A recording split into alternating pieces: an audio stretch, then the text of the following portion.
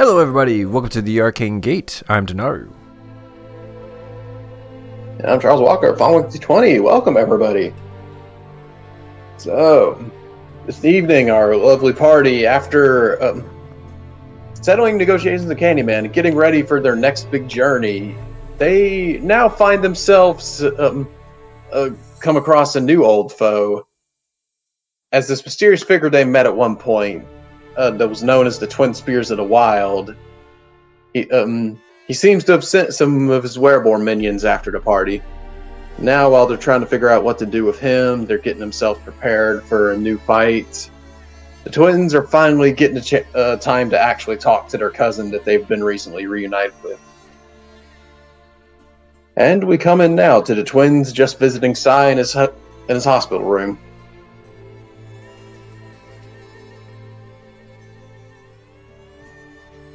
As he's laying back in the bed, he's like, "Hey guys, what's going on?"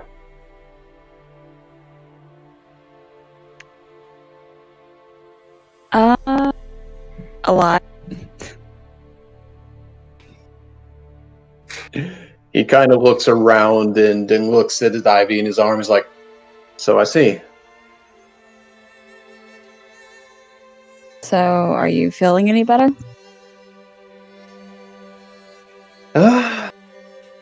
Physically, yes. Yeah, I understand mental scarring is gonna always stay there. Yeah, I'm still sorting out this isn't a dream, and so far I think I've come to the conclusion this is reality still.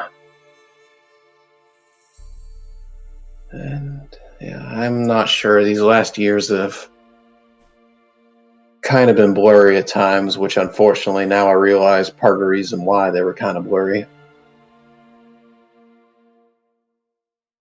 Didn't know I would prefer not having my memory.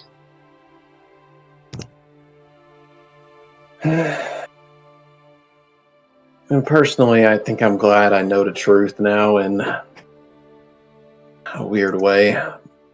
But I understand the sentiment, I really do.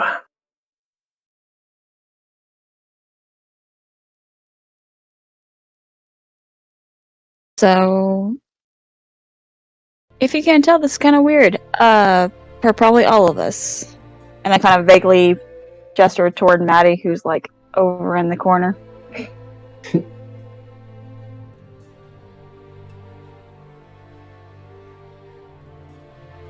So, do you actually, like, have, well, as normal of a growing up as you did, or were you kept away from everyone too?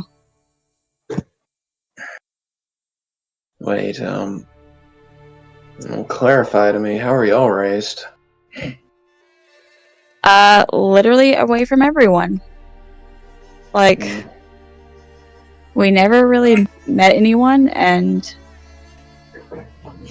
around the time we were 5, our mom died, but that's apparently us. Apparently she turned...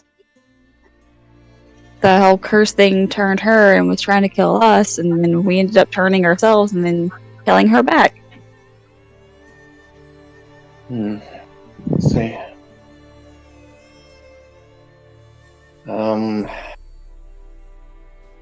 I was raised in the town, actually.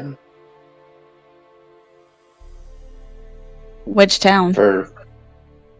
It was called Pillar Town. Little town, kinda. Just a little simple farming town toward the center of the territory.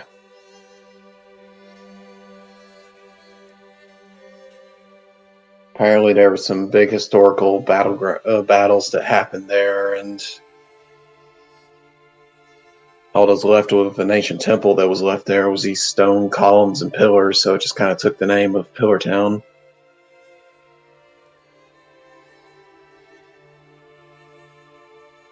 Okay. Not big on imagination, I guess.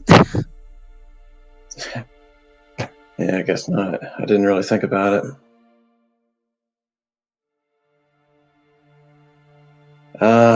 Yeah, I was raised there up until I was 12 when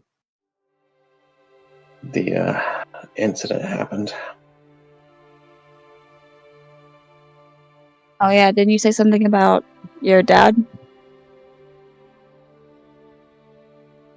Yeah. I mean, parents fight. That's always a thing.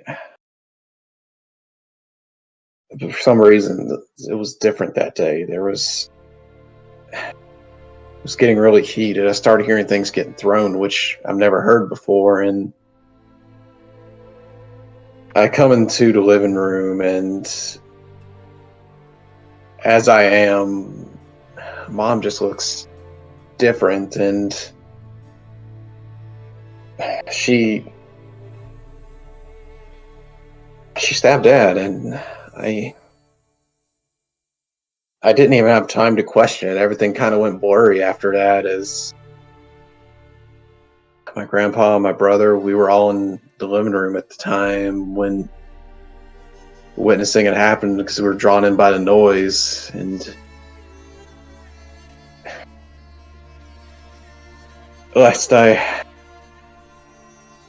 if I'm putting the pieces together right, I feel like I repressed a lot of this for good reason. Around the time I came to, we were the only people left in town.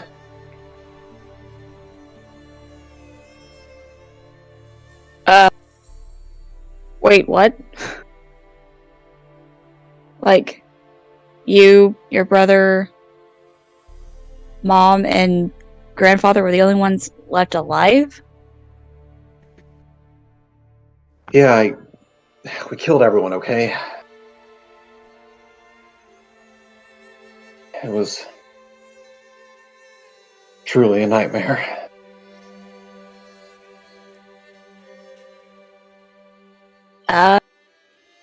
Yep.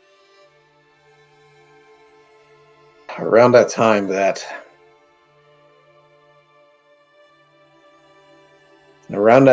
I seemed like a tear in the air happened, and that's when I seemed to sober up, just because even in that state, I just felt something was wrong. Something was telling me that all this was wrong, and I started to calm down, but none of them did. And there was this fiend in front of us, this giant red-skinned monster who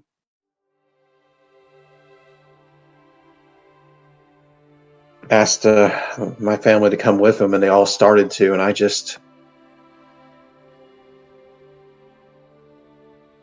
when I questioned it, he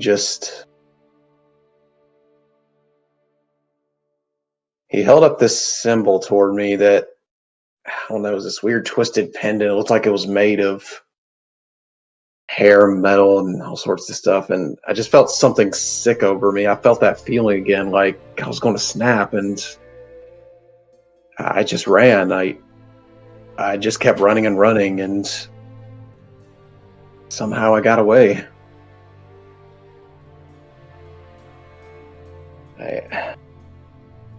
I don't even know how, but I got away. And by the time I got my wits back together and tried to get back to town to look, there's no traces of my family left. They just vanished. I was the only survivor in that town, and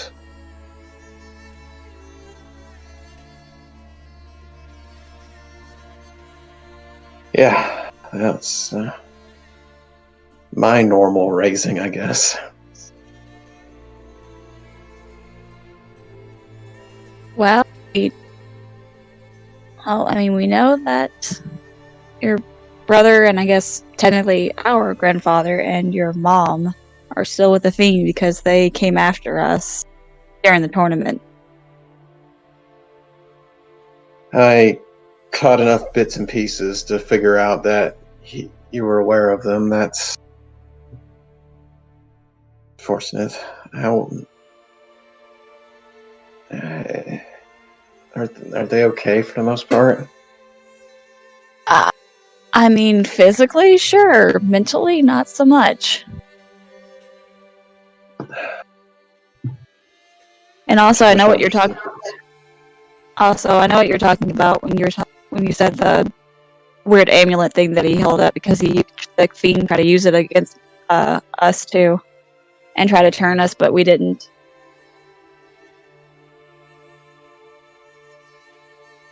So it ain't perfect. So I guess that's good to know. But yeah, about the end of the story was I just didn't know what to do. I tried to trust in the knights of the land as I was taught from a young age, so I waited until someone came, and eventually word got around. A detachment of knights came, and I was so out of it I didn't realize I was covered in the blood of my neighbors. And the situation didn't look good, as you can imagine. So I imagine that not looking great. They were taking me to the capital for further judgment, and along the way the panic set in again, and everything went black, and I broke out of my binds, and that time even in my monstrous form, I seemed to know I was outmatched, but I at least scared him off enough to where I was able to get away. And I've been on a run since. That was 8 years ago. Yeah. I actually question about that. Okay, so they actually caught you and were bringing you in. Yeah. Why?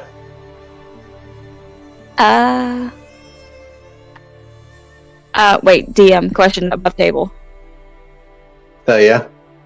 So the stuff we learned about Misty, that other Asmar that we met, was that in character or out of character that we learned that? Because I can't remember. It was in character. In character, cool. Okay, I didn't want to start talking about stuff that was out of character, and I'm like, oh, that's meta. Never mind. I just wanted to double check that real quick. I appreciate it. Okay, so back in character. Yeah, so we met someone, who's actually part of the Asmar. I can't remember fully what they call them. Torchbearers. Thank you, torchbearers. Does that ring a bell for you? It don't even take your insight. He visibly cringes when he hears that. Yeah, that name rings a bell. Yeah, see, here's the thing. It didn't for us. She showed us the symbol for them or whatever, and of course, neither me or Maddie knew what the heck she was talking about because we had no clue about Asmar society or anything. And we still don't really, honestly. So yeah, so she knows we're a thing because we also turned in front of her, or let me rephrase that, I turned in front of her. Huh. But she didn't take us in, so I have no idea. Well, I don't imagine they're all bad people, but they're sure convinced I am.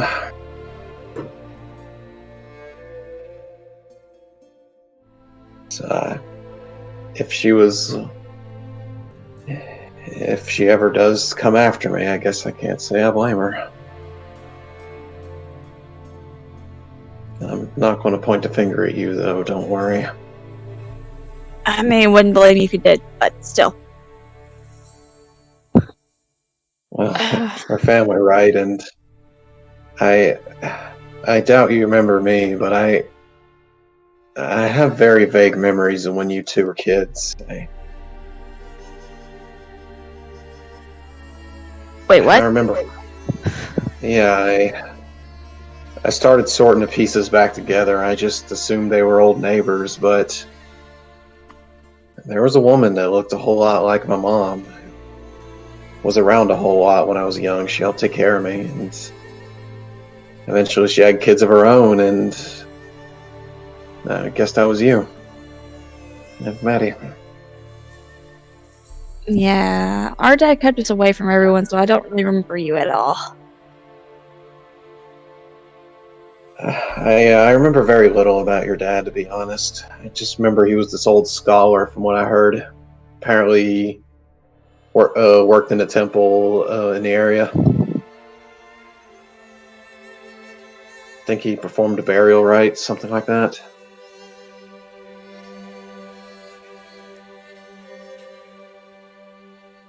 I have no idea. Wait, burial rites of Just of the town. Gotcha. yeah. No, Um, our dads seem to be the innocent ones in all this, if that's the right word. well, yeah, I think. Yeah, I think our dad just tried to minimize the damage as much as possible. I don't know how aware my dad was. My dad was just a simple guy. He was just a carpenter in town. Me and my little brother just helped him out every now and then. We just had a simple little life.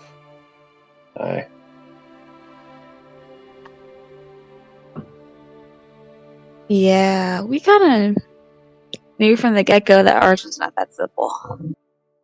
But then again, after the whole incident with our mom, our dad basically took us away, and we traveled a lot and never went into any towns. Maybe your dad caught word of what happened to our family. I don't know. Either way, That would have been 11 years ago for us, so our incident would have happened before yours, I guess. that's interesting. There are more.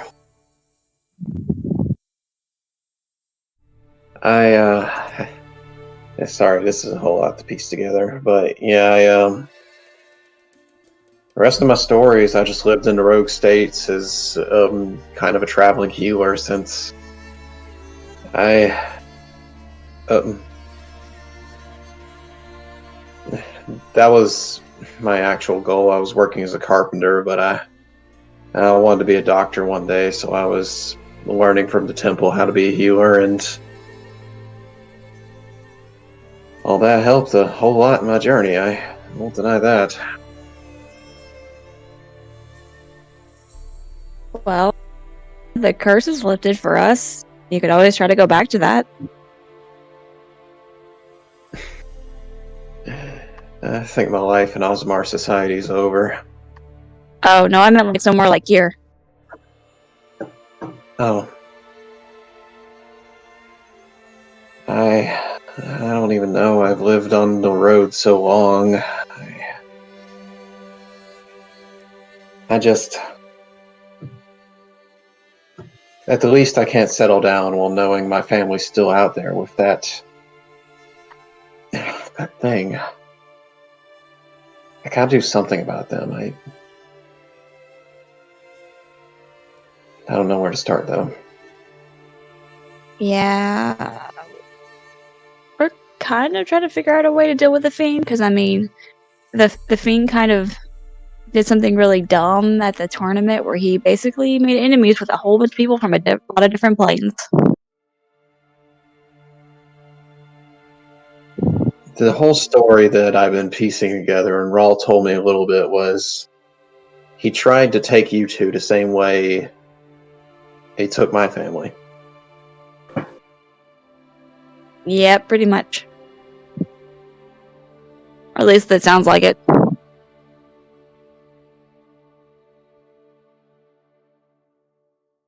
I'll similar things have happened to me before.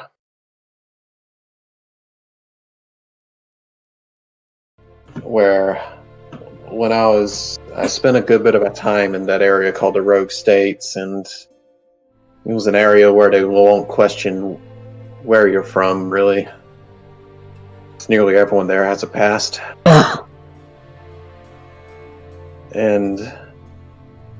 But sporadically, sometimes, and I'd find imps and other things to seem to be following me around. And occasionally, things I suspected may be fiendish in nature, trying to get my trust. Oh, yeah, we've had a situation similar to that with hags. Hags.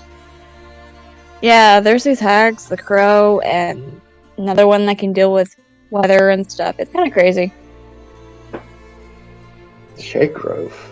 Those. What are y'all doing with those? We're not doing anything with them. They kept trying to follow us and trigger us to turn. We're pretty sure they wanted to eat us. Oh. Or absorb our power, whatever the crap hags do. I don't even know. Well, turn to get you to turn. It's different. I mean, I can't really say there's anything to try to force me into turning in my journey.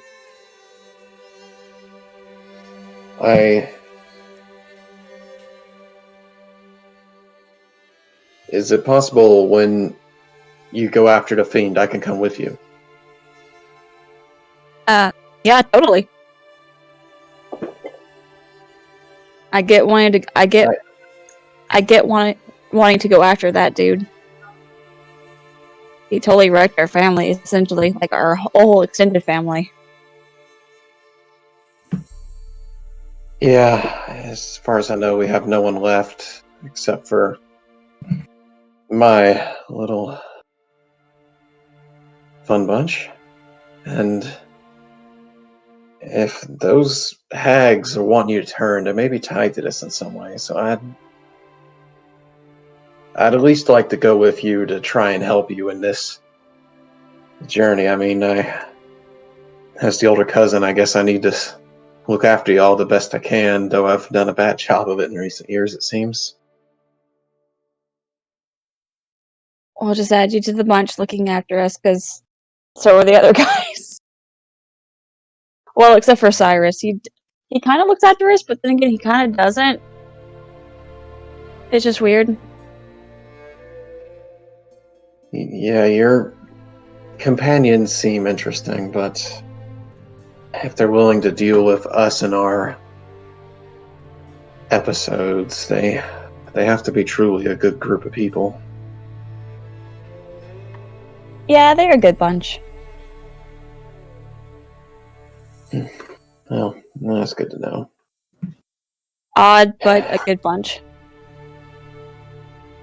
If we're going to be fighting fiends and ancient hags, definitely need a good group of people around us. Yep, that we definitely have with them. Mm-hmm. But has Rawl told you to be careful if and when you get out of here? Just because there are also sort of people after us as well, not just hags and the fiends, but there's also DM. What's the name of the group that was originally after Amarok and then was after us too? Silverbloods. Thank you. There's a group called Silverbloods that are kind of after us too because they saw us turn.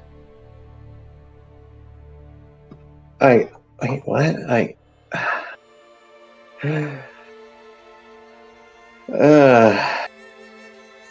Troublemaking group, aren't y'all? No, we don't make trouble. Trouble just usually finds us. Most of the time. Most. In any case, Rawl said I should be fine after some days of bed rest, and I need to eat a lot more oranges and citrus fruit, apparently. Scurvy? And it's not easy to have the best dental health when you're in the wild as long as I have. Understandable. I've been using spells to keep myself together mostly, so actual medical aid was a nice change. That would sound like it. Yeah. Well, I do have a question though. oh, yeah, go ahead. So our mothers were sisters, correct? Yeah, as far as I know. What was their names? Or what is our family's name, since it comes from our grandfather who's also gone cuckoo for Cocoa Puffs?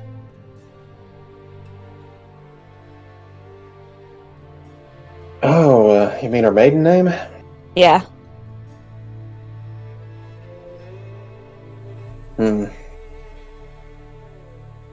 Give me a second. Maiden name. I was about to say, because, my dad's name was Coffer, because that's primary some of the carpentry work he did. He made coffins, actually. Apparently that's how our dads actually met each other. We're just all a morbid group, aren't we? That seems like it.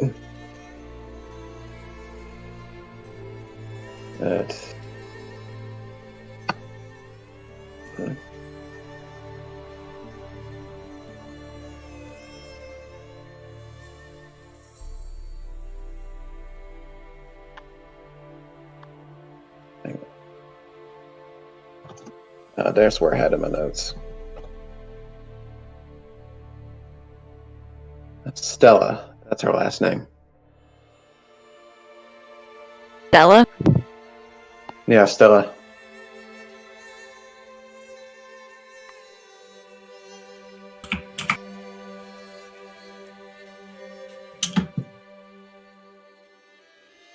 But Okay. yeah, to formally introduce myself, my name is Cy Coffer.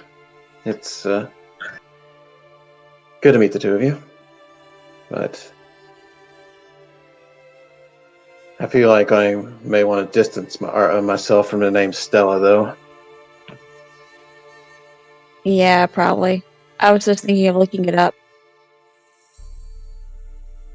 Because if it's from our mom, the family, then maybe there's something there. Well, possibly. I can't say I ever really looked into it, and I didn't really get the best education, probably. So, yeah. Outside of some religious studies, anyways. I mean, you know who my dad was, so that's pretty much all I got. Oh, good. Oh, and I guess to go along with formal introductions, Luna, Mila, and then Maddie, Mila.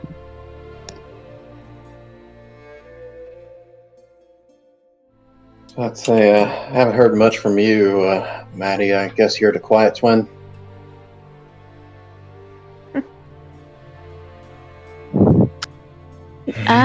No, not normally. She's not. No. Well. I'm Hence the trying reason. to get you figured out. Hence the reason why this has been so awkward for me. I apologize. We had a lot to catch up on and no easy way to talk about it, I guess. Yeah. I'd like to hear y'all's story one day. Yeah. Also, your name is Sai? Yeah. That's our random name. And our aunt's name was odd too. Yeah, all our names were kind of weird. It's short for psycho. What? What? Yeah, that's what my name's short for. It's a lot easier to go by than that. And, I don't know, it seems all of our family has a root word in that. Oh, mine anyways, so why ask? Just Sai was an odd name. I never heard it before. And now I know why.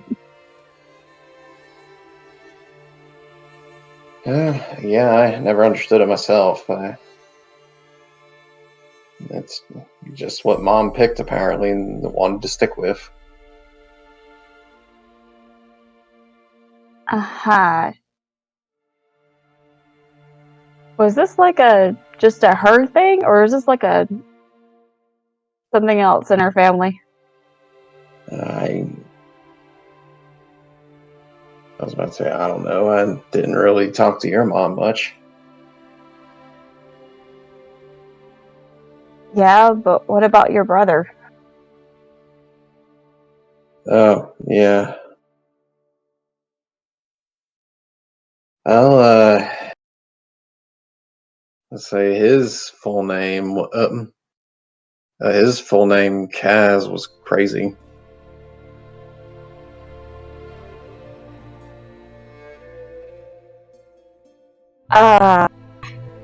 Okay, so you were psycho, your brother was crazy. I'm sensing a theme. What was your mom's full name?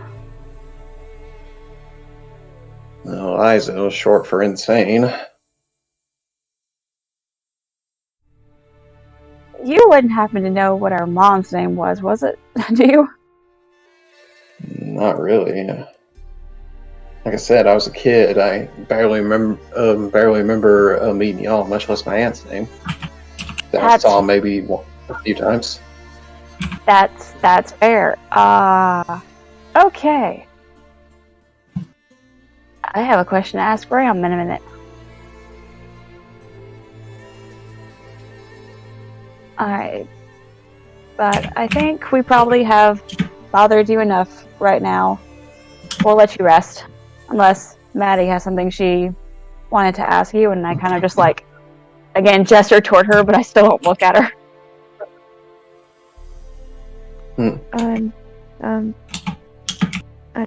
I have questions for Graham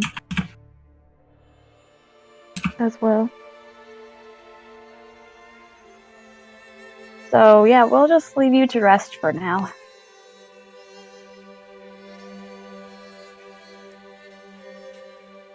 Well, I appreciated the company, but best I get back to sleep. Yeah, well, you just get back to full health, and we'll figure out a way to at least see how much of our relatives are left. Mm-hmm. Yeah. So, someone claiming to be your sister visited me a few times, actually. What? Yeah, this little girl, messy red hair. Yeah. That's yeah. She's adopted, but yeah, little sister. Yeah. Oh, good. Glad she's adopted. Well, unofficially, but yes. Well, regardless, she was quizzing me a lot about you two.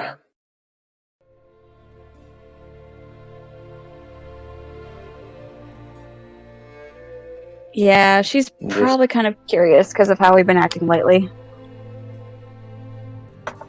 Yeah, she seems worried about you. How to explain everything. Yeah, you didn't tell her all of this, did you? You talking to Maddie? I was talking to Sai. Okay. What did you say again? Wait, were you talking to me? No, she said to Saya that she wasn't quite sure how to explain that to someone. Ah. Oh, okay. I was just... I answered her to bare minimum because I'm not sure what's real and what's not sometimes.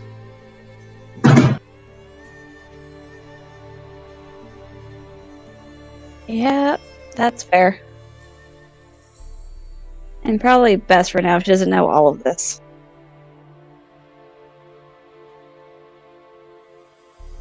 I'll try not to say too much then. Yeah, just for the time being. But anyways, we will come by and see you again soon. Thanks, I appreciate it. Just don't go after them hags without me. I want to at least be there for that. And apparently Raw's going to take me shopping for some actual gear, since what little personal things I had were somewhere in the rogue states now. Probably been looted already. Oh. Yeah, sorry about that part. It was like a rusty dagger and a few minor things. It was nothing big. Oh, okay. Oh, it could have been something more valuable. At least it wasn't.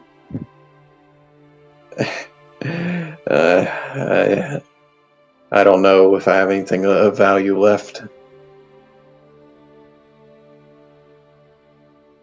Your life, I say that's valuable. I've been debating on that lately, but we'll see how it goes.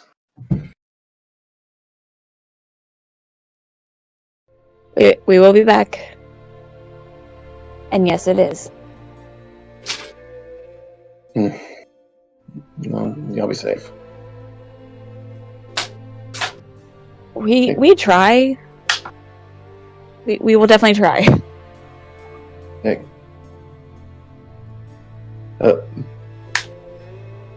As you take your step out, you see Raw leaning in a chair against the wall as you both step out, and he just looks at you like, well, judging by that look, I assume it went well. As it can. It was interesting. I need to go write a letter now, though. Yeah, I'm sure y'all are in the stage where you're figuring out more questions than answers. Yep, kinda.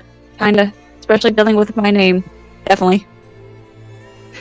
Yeah, that's the part about exploring they literally do not tell you, is you get more questions than answers a good bit at a time. It can be really annoying, but hopefully figure it out eventually. Yep. Hopefully sooner than later. Indeed. Well, he's making a pretty well recovery, actually, all things considered. He's a tough one, that's for certain. He's someone who's had to fight pretty hard his whole life. Yeah. While he seems to be pretty depressed, he's got a will of a fighter, that's for certain. He's fighting for something, and he may act like all hope's gone, but he's hoping for something. He's got to. Yeah, judging by something he just said, yeah, could you keep a watch on him? Oh yeah, I am. Aside from the fact I'm worried a pit fiend's going to pop out of that wall at any second, I want to make sure he doesn't leave himself. Or, yes, some other dark implications. Yeah.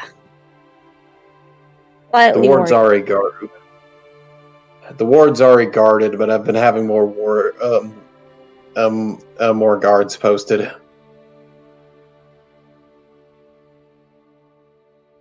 Okay. Don't worry, we'll keep an eye. I'm doing my best to keep him happy, but you know how his trauma is.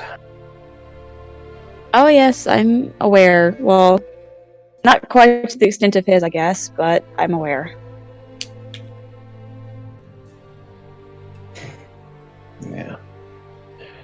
Yeah. Shouldn't make a contest out of it. Just accept things are pretty terrible. And let's work for a better outcome.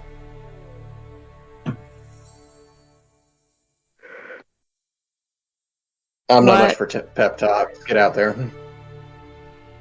Yeah, I noticed, and I'm trying to end this awkwardness. Okay, cool, bye. Bye. And I Well. leave, and I head straight to the Messenger's Guild, unless you're about to say something else. No. He just waves and walks into the room behind him. The other room. Just walks into a room with Sai. Okie dokie. Yes, I go to the Messenger's Guild so that way I can post a letter to Graham asking, "Do you know what what mine and Maddie's full name is?" Mm-hmm. And then I'll leave it for any questions Maddie has as well.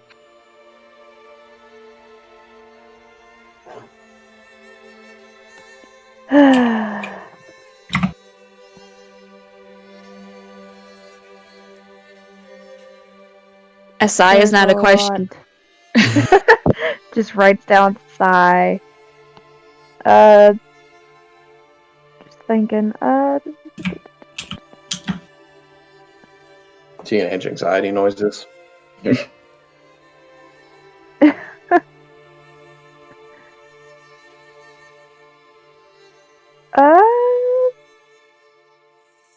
asking about her family lineage and seeing if her grand knows anything. Yeah.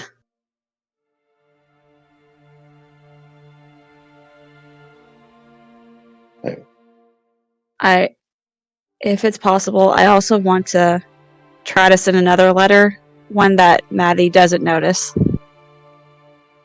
Roll for stealth. This goes great. Okay. Well, the first letter, there's like, all right, that'll be 2 gold. Done. All right. I still got money. And now, Money. and now for the next one. I just kind of... I'm assuming... Maddie, after we get done posting the letter to Graham, do you just kind of leave, I guess? Yeah, Why would she leave you behind? she just leaves. We're not really on talking terms right now. Have you not noticed that? I mean, no, because y'all won't be around anyone. Or we're also not around each other, so I mean, fair. Then as soon as... Yeah. Sorry, go ahead. No, you can finish. Oh, I was just gonna say, as soon as Maddie leaves, I just write out a quick letter that simply says, do you know about the family named Stella? And I send it, and I just signed it, sign it with an L, not my full name, but just with an L, and then I send it to Misty. Okay. Give her target. So what's the word? So what's the wording on it again? Do you know anything about the family names with the last name Stella? Okay. Gotcha. All right. And that'll be another 2 gold for that letter. Done.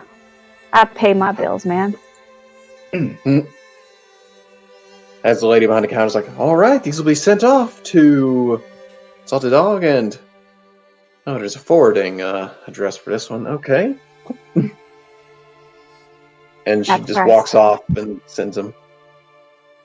Okay, cool. And now, like a freaking 80 tons of weight and of guilt and anxiety weigh on Luna as she walks away.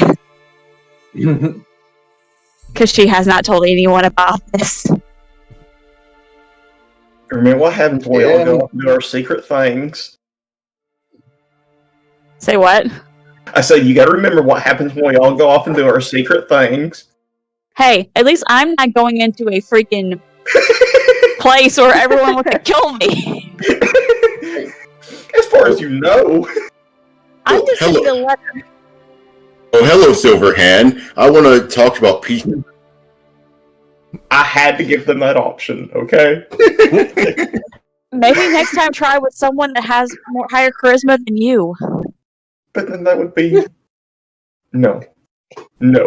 Do you want to bring Cyrus into that that would be too situation? logical. Actually, I meant Luna, but okay. No.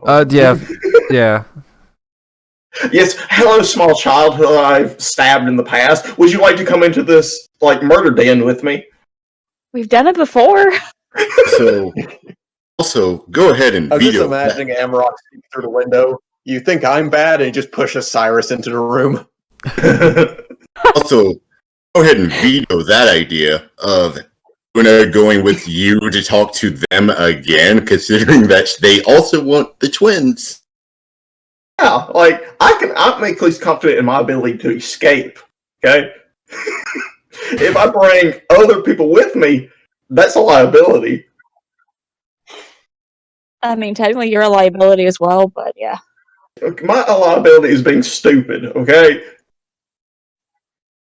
If you're gonna be stupid, you gotta be tough, okay? I got that down.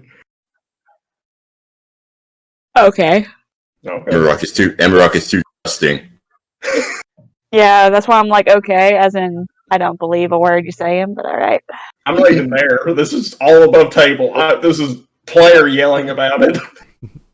All of you I are know, rubbing I'm your still- temples intensely, yelling at each other mentally. We're all imagining a conversation like you lost an argument. You imagine what you could have said. I win the arguments all the time in my head. Oh yeah. Oh, no. When the people stick to their script, it all goes right. Oh no, Marcus voiced his opinion. Cyrus is just enjoying the ride. Alright. As soon as the letter is sent, Misty breaks through the wall, greatsword in hand. You dead? I'm kidding. I mean, she Yeah, I has doubt openly that. admitted she's hunting down these people. You just weren't her target at the moment. That's the thing I'm trying to point out. Well, Not that it'll happen. She was hunting down a Ozimar, that's all you know. Yeah, I mean, I could have found out my family name through something else. Yeah. And she doesn't even know technically that that's my family. I just know about it. She knows that I don't know anything about Ozimar.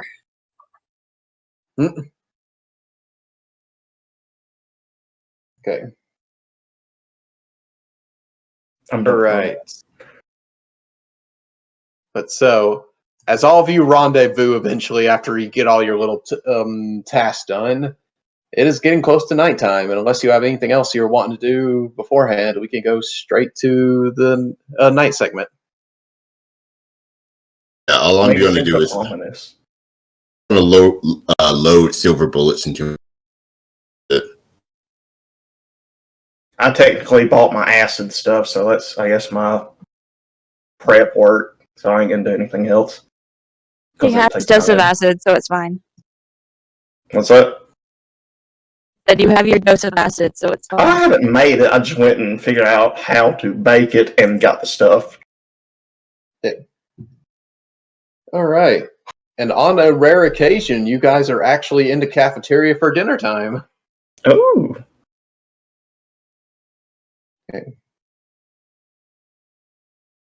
Okay. Okay. Go wash the pig blood off my hands. Oh, Alright. as all of you rendezvous back together and see, as you see all of them, instead of your usual bacon, just have some nice roasted chickens out for everybody. Because bacon would have been too on the nose. I mean, we gotta do something with the bodies. I'm sorry.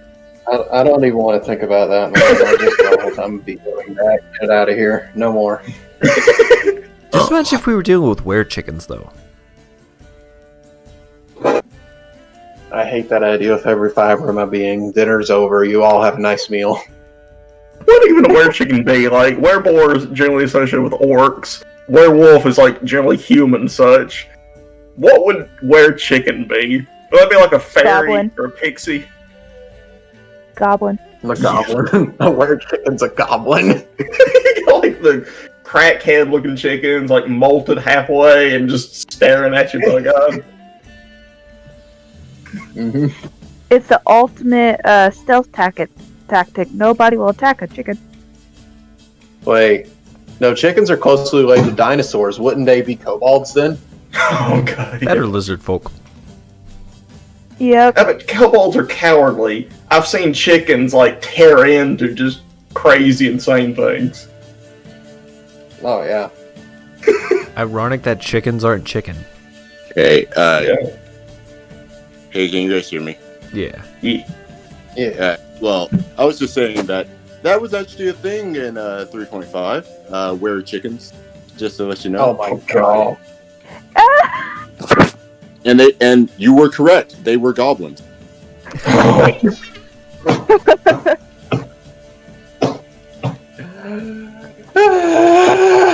little I fun know fact. what the next campaign I'm gonna be.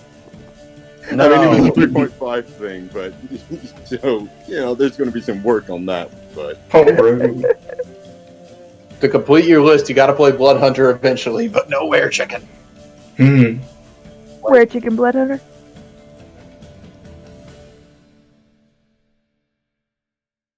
I hate this so much. Deal fire damage and smells like roasted chicken. Look, he's self-cooking. So Anyways, it's nighttime now. I was like, anyways. right.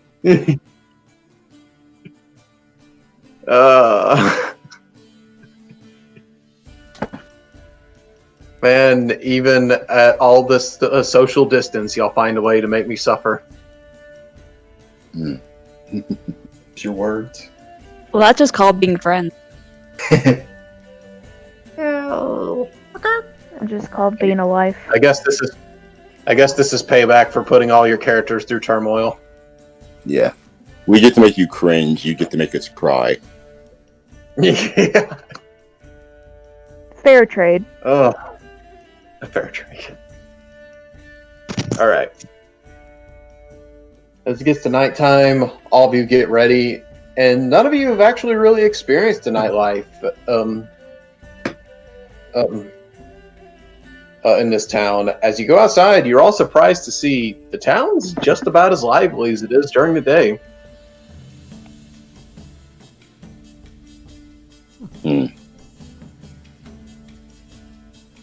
Well, we have to draw the attention of these things. We know what we're looking for, but we would have to see the mark on their hands if they're going to be that blatantly obvious about it. I mean, they were obvious before. It's easy. We have to find what they're looking for. I mean, we do know that someone saw us.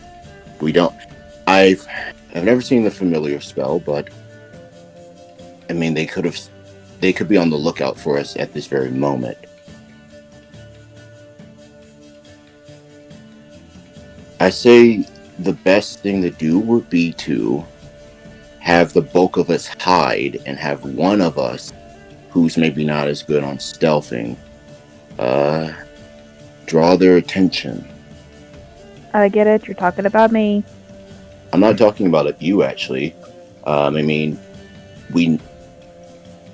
I hate to say it this way, Emerald, but they are mostly after you. I'm aware. We know. If you're walking alone, if they think you're walking alone, they're more likely to come out. Good. Which means that hassle to find them. it means that we can set up a trap better that way. We stay hidden, and you just act as a tourist. A tourist in my own city. I like this. I mean, they won't know, but You'll be fine. I could help you, Maddie, in terms of visual, but I can't really do anything about the noise that your armor will make. But visually, I could cloak you. If you are up for that. I'll be okay with that. Well, I'll wait until we're about to set off because it'll only last for an hour. What I'm going to do.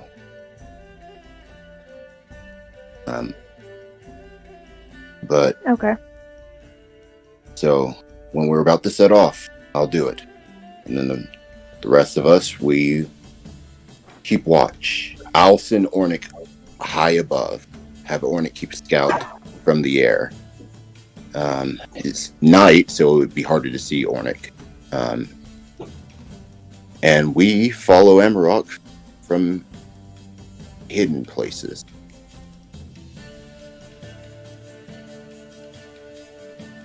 As he does his walkabout.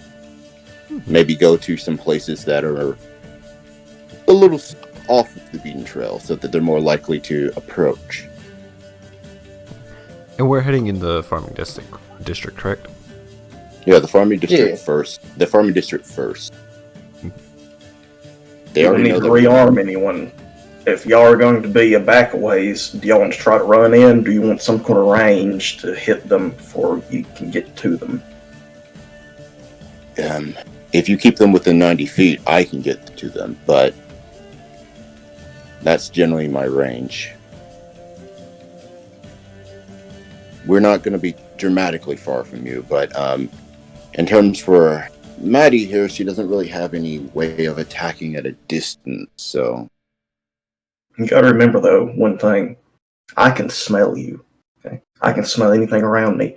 Assuming they can do the same, that might give them an edge. You have to be far enough back where that won't matter. Then why don't we not smell like ourselves? Yeah, And then precipitation. I will cast precipitation on members of the group. And Emerald, describe the scent of the city to me. This area. Imagine 500,000 people with body odor right next to you. It's that. Master Okay. perfume. And the farming BO district and meaning perfume. manure? Manure, yes, we're in the farming district. Hmm. So, Oh, BO, manure, and a slight bit of perfume. Great. I will Perfumer. cast precipitation and spray that on everyone in the group other than Emerald. I hate this with every fiber of my being. Same. If you want to get past the predator, you have to master your scent, is what I've been told. From the books know I've what? read, anyway. I understand the logic, I just still hate this. So this way, we don't smell like ourselves, and the only smell that will stand out is you.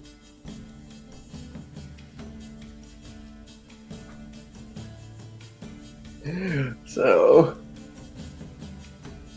looking around in the research district, generally the nightlife here seems to be researchers and other people. The usual crowds you see are hard at work all day. It looks like they're just trying to take a load off and relax at night, as the bars are pretty populated. People just relaxing and talking in the streets, drinking and such. As we move to the fun district, it is not slowed down in the slightest. It seems to be there's even more people somehow. as it seems there's parties that go from the bars all the way into the streets. More in certain districts. In particular, notice a decent crowd in the district that seems to be lit completely with red lights. It's exactly what it sounds like.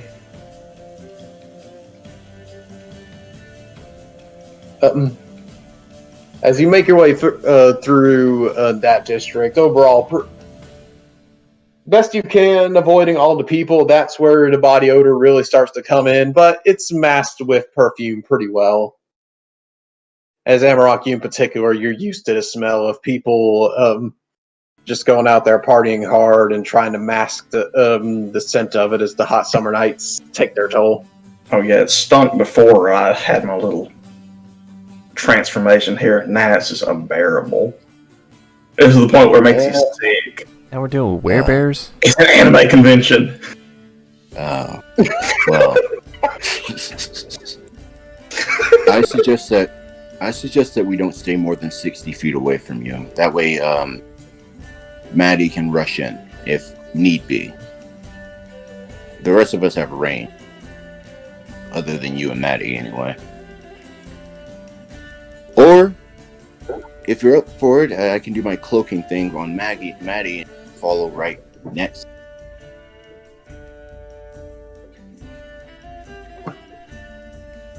To y'all have y'all's own plan. I'm just gonna draw attention. What do you say, Maddie? Do you want to follow next to him or follow us? Either way, I will cloak you.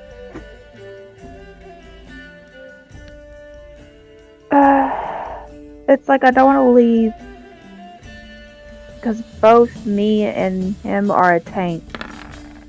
We can take the hits. And we're both immune. Yeah, I think I'll go with y'all just so that y'all have someone to take the hits. Yeah, when this plan inevitably implodes in on itself, I can tank for a little bit, either get to y'all or y'all can get to me. We can reconvene and not be separated. Cyrus can run like a coward. We've improvised before when plans go awry. This is just a template. Alright, well, if we're going to set off, Maddie stands still for a moment. He pulls out his gun, hits a switch on the side, it whirls with a purple light, and then it makes no sound, but he pulls the trigger and you turn invisible. You just obliterate her. No, she's still here. Erased her from existence, yeah. You know she was our comrade, right? Her. I'm pretty sure. Not the friendly. Friendly fire! Friendly fire! Yeah. Oh, goodness. Yeah. I mean, she's just unseen. So technically she doesn't exist on this plane anymore. She has disappeared from the visual. So she's dead. I mean, I guess, kinda. I mean, but she's also alive. She's dead and alive. You're supposed to make me feel better about this. Maddie, are you here? I mean, I'm explaining the science behind it. Generally, though, science doesn't make things sound better. It generally makes it sound more painful. She's dead and alive, so in other words, nothing has really changed. Cyrus is gonna try to feel for the top of her head where she was. Just swinging wildly. Yeah. Maddie, what are you doing here? She is just waving her hands in front of people's faces. And when he goes to touch her, she has the brief moment of, I could literally dodge, make him panic more, but I won't do that. Cyrus will kind of graze his hand over your head. Is oh, there you are, and just pat. Let's go. I'm just amused because I'm is Cyrus genuinely worried here? That's the thing. You never know. I know. And Maddie was just I don't know what to do with this emotion coming from Cyrus, so I will just either play a prank or be nice. I guess it'd be nice. No, you should have done what he would have done, which is play a prank. But Cyrus will remember this. Maddie, just in case you haven't walked away, Maddie, if you attack anyone, you will become visible again. But as long as you don't attack anyone, you are invisible. Oh, fun. Okay. Also, you have a unique experience of being on the ethereal plane. So, you've technically planar traveled. What did you cast on her? I mean, invisibility. You leave the visual. Okay, so she's not actually on the astral plane. No. Okay. She's not. He didn't actually kill her. It's fine, guys. Yeah. No, this is me asking above table. Oh, no. As like your description, I was like, wait, what did you cast? Oh no, it's Marcus' way of describing the invisibility. You leave the visual plane and enter into the invisible plane, which is basically the ethereal plane in a way. Marcus? It's right next to the Speed Force. Yeah, the exact same thing. Don't you mean that you're using Arcana to bend the light around her so that light doesn't bounce off of her to reach the eyes? I mean, she's still very much here. You could touch her, and if anything we did were to harm her, it would affect her. But she's not visually here anymore. Marcus? Yes. Your explanation is not helping anything. Well, I mean, science isn't always. It's more about explaining the world around you, and as a result, it sounds painful. No, I mean, your specific explanation does not sound great. Oh, okay. Well, she's invisible. She cannot be seen. But we can use this. It'll allow her. Is it like what Kira does? Yeah. Actually, I think it's exactly that. Except she didn't teleport. She's just invisible. It's basically what she does. What Kiara does. See, we know exactly how invisibility works, but you used a gun to do it. He just shoots her. That's the part that was worrying me. You just aimed your gun at her and poof, she's gone. I mean, this is my... Emerald, you're not sure what's going on, but you're looking back 60 foot and you just see all of them standing in a circle talking and Maddie's gone. Yeah, I don't know what to make of it. If he turned around at the exact moment that Marcus You get was erased. and he's just like, wait a minute. I'm doing like the John Travolta meme, just like, do I walk? Do I wait? What am I doing? Well, okay, well, I've explained it. I'll talk about it more later. Theories on different planes and visual perspective and all that later. We need to follow after Amarok. So Yeah. we will stealth. Also because we were doing a potential stealth mission, I wanted to say it before. I want to use my infiltrator armor. Ooh. Hey, gotcha. Which it's like Marcus's regular armor, except it's all black and silver, and it still has that dragon icon, that dragon look to it. But it kind of like makes him blend a bit more with the surrounding. Slicker design. No. Okay, and what time of day is this? You said it was night, or is it like dusk, evening, what? It's night. Okay, so I will be lighting a torch. The Jimmies have come out to greet us. Yeah. I want to be seen, so like I said, it's a torch. I'm not stealthing, and from what we gathered from the first group is they seem to be converting, like, to their cause, homeless people, and like that general demographic, right? So, sort of trying to figure this out. From what I know of, like, wild animals, how they're going to be taking their personality from that, and where you would normally find, like, homeless people, I want to try to navigate to areas where you would find them in high concentrations. Does that make sense? Make a homeless person check. Okay, I'm good at that. I'm going to say investigation check with advantage since this is your city. Investigation. Okay, actually, I'm good at that. Advantage. No. 25 total. 25. Dang. Because the one was the natural one, apparently. Yeah.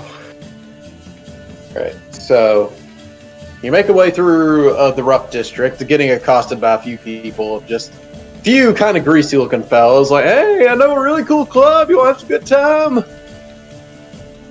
It's a lot of hand just gripping face and shoving. Just get out of my way. Yeah. Hey, screw you, buddy. We're gonna have a good time without you. Right. Yeah, I'm looking for anything that could be a lair, any sort of just shelter that they might use, I guess. As you very aggressively make your way through town, and you are heading to the farming district, right? Yeah. Okay. Well, when you get to the farming district, there is a very stark contrast, as there's a lot less people bustling, but still a decent little crowd. But the thing you noticed, once you get to the district border, you notice there's actually a few guards stationed there. In particular, you see a goblin leaning there in loose leather armor with a larger orc next to her, and she's like, "Evening, sir. What business do you have in town tonight?" We're investigating the recent werebeast outbreak. Oh, you know. Yeah. Sellswords? Yeah. Some of the few left in the city, so we're taking the contract. Must be. You mind to ask who you're affiliated with? The Alchemist Guild at the moment. Well, guess we can't really be picky now. Make a persuasion check real quick. Oh, goody. Let me find this persuasion, because I'm good at them. I'm all kinds of tactful. Oh, 16 total. Solid. Yeah. Well, she just goes on. Yeah, I guess we can't really be picky right now. Well, if you can make a difference, we definitely appreciate it. Been kind of tense out here at night. Yeah, see, that's why we're here. We're scraping the ball and barrel, but again, you ain't got many options. Y'all just have a good one. Oh, we'll do our best. Stay safe. You too. As you come into the farming district, it's a very different area. Close to the fun district, there's a decent little bit of buildings.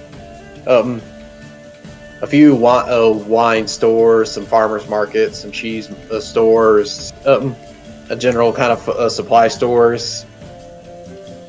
In the distance, you see it, the Great Oak Tower, the home of Aura Grove, pretty much said to be the ruler of this district. She isn't formally, but most people are consider her that, since in the same sense of Rawls, known to be the toughest person in his area, she's pretty much the head honcho over here.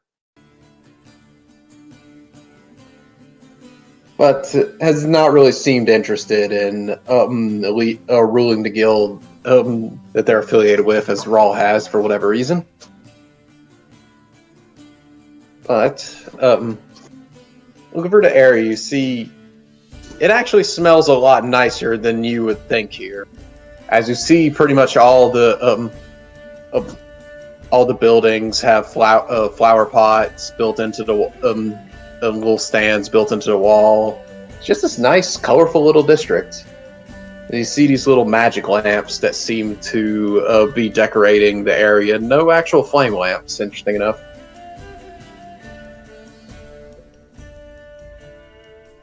As you get closer, it seems like they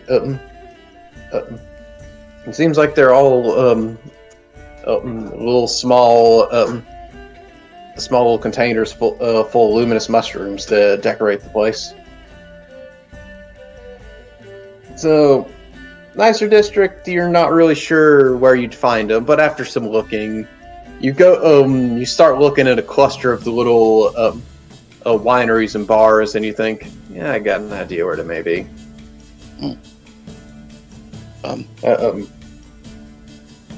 And we as you stealthing behind them, right? Yeah, y'all are. Which Y'all need to make rolls. Yeah, I was going to get to that in a second. Y'all do need to make rolls if you're wanting to stealth past the guards. I'm not trying to stealth past the guards, but once we're actually proper into the district, that's when I want to stealth. Okay. Well, as the three visible ones make their way across, you just hear, "Hey, evening, folk. What business do you have in town tonight?" Oh, we were with our friend. And point towards the Goliath that walked past. Make a persuasion roll. All right.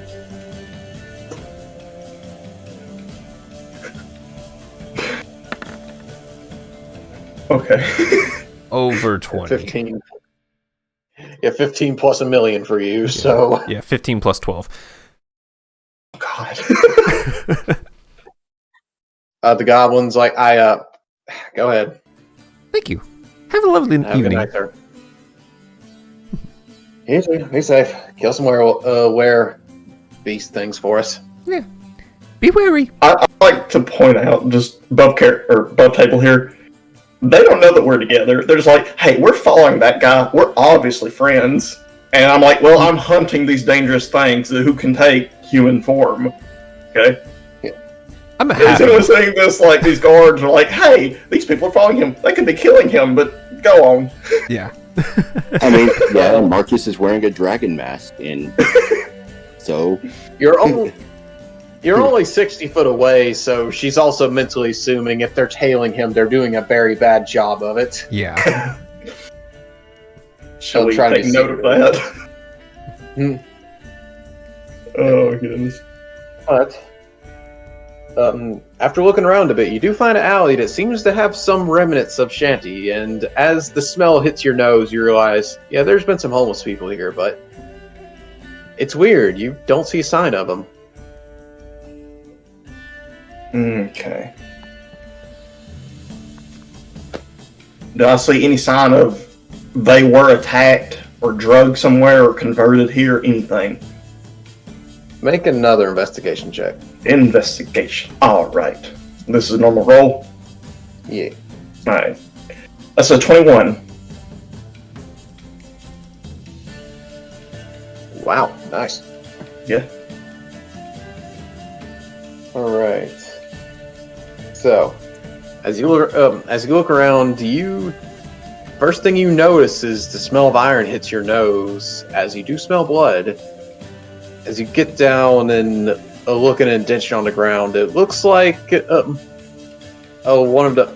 someone was hit by one of their makeshift mauls that they made and knocked against the wall here.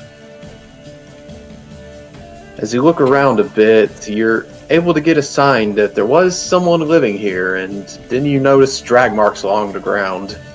Seems someone was kidnapped fairly recently. Okay, then. Okay. I'm going to begin to follow that, but on the ground, the drag marks make a big, obvious sign where the people following me will realize what I noticed and continue to follow that, get what's up. Does that make sense? Yeah. Looks like we found And something. Yeah. What is it, boy? What you got? Sick 'em! But yeah, just follow the drag marks. Alright. So that will be a survival check. Okay. Ooh, that's not quite as good. That's a 13 total. 13 total. You find the drag marks, and then at one point you notice it seems they were picked up off the ground, but then you and that's around the time you're starting to lose the trail a bit.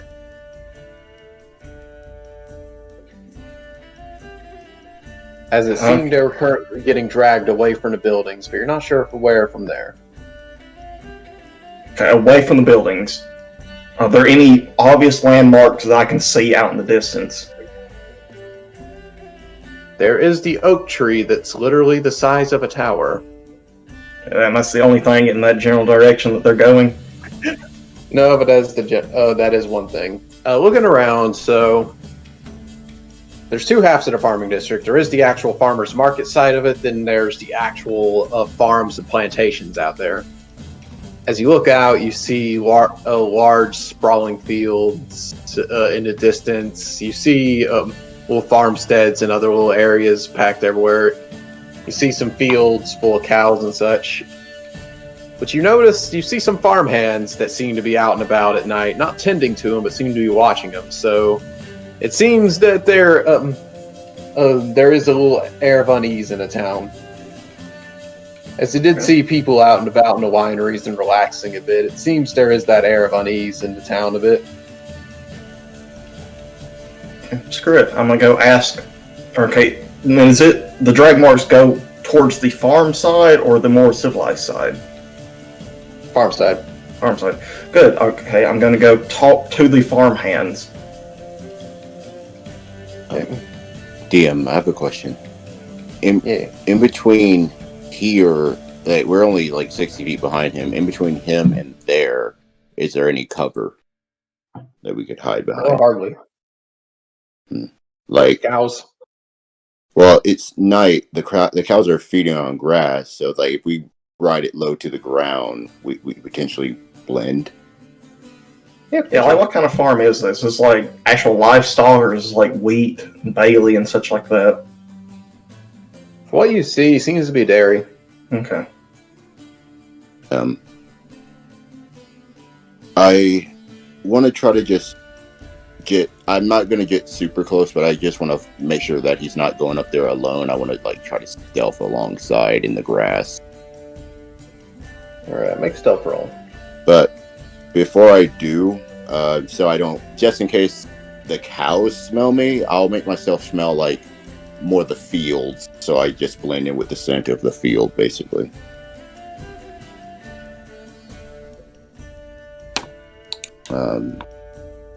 Stealth.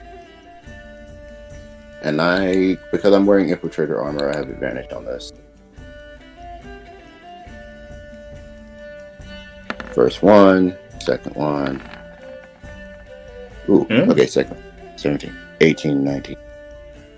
21 because I have advantage currently. Okay.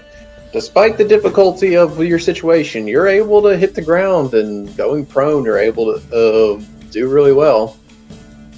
Cyrus Manning Luna, you're honestly impressed seeing him out there. He's in his element. Gunny runs all the way out there, then bear crawls. Mm-hmm. Yeah. Should we follow, right, or we good from watching afar?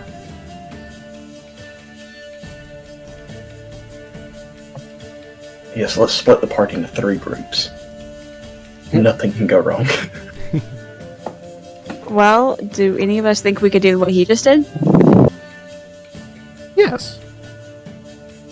I disagree, but okay. Well, no, I can. I'm not speaking for you.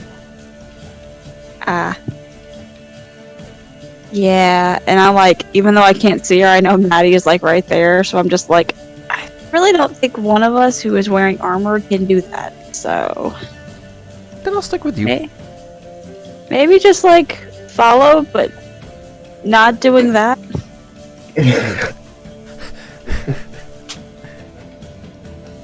What I'll... could I minor illusion just like a bush? Like it's just kind of an obvious bush. That's anything like Fortnite sneak up on them. A bush appears and you wonder. Right. You minor illusion a low poly 5x5 bush. It's okay as long as they don't have like really good dark vision. It'll be fine. We'll be fine. Your bush appears on the cobblestone. An NPC comes and tries to glitch into it. A drunk comes by, has to take a leak. So No. we'll just kind of like be a little bit behind Marcus. To not blow his cover, but just to seem like that weird stealthing. Well, this is going on, Amarok. As you approach them, only in the middle of the night, you just hear, hey, that's close enough. It's close enough. Who are you? What are you doing? I'm here investigating y'all's recent attacks. I'm here to help. Yeah.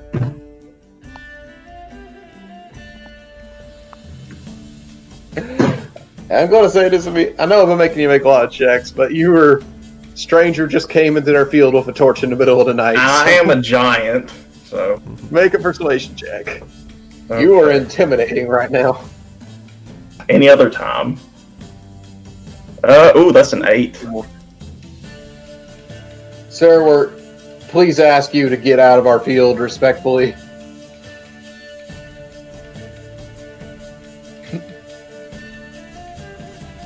Just linger for a second longer than what would be polite, and then turn and stomp back.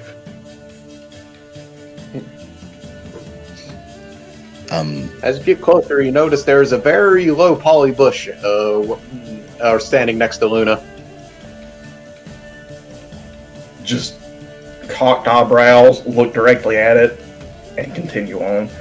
I'm going to go around the field then and continue. Well, you know what? Screw it. Let's find a vantage point.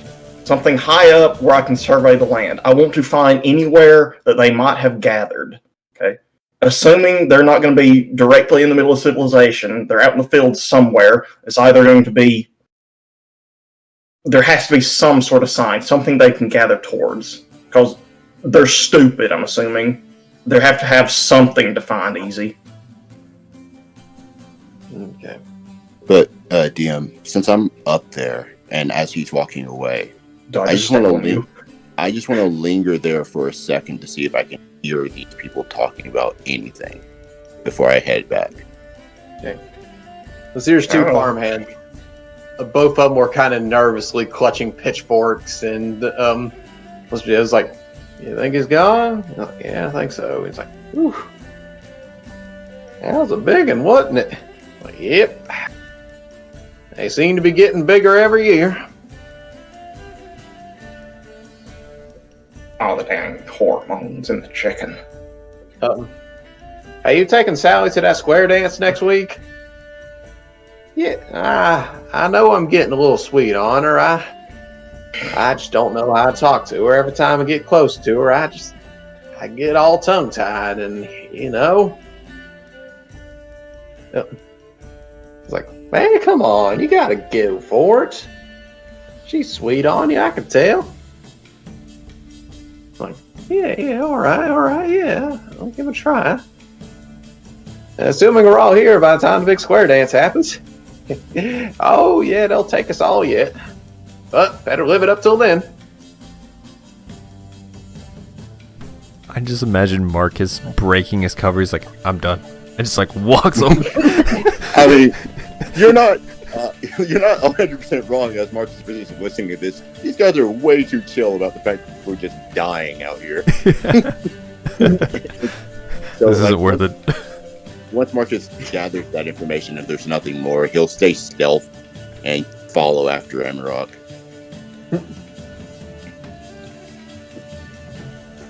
Alright.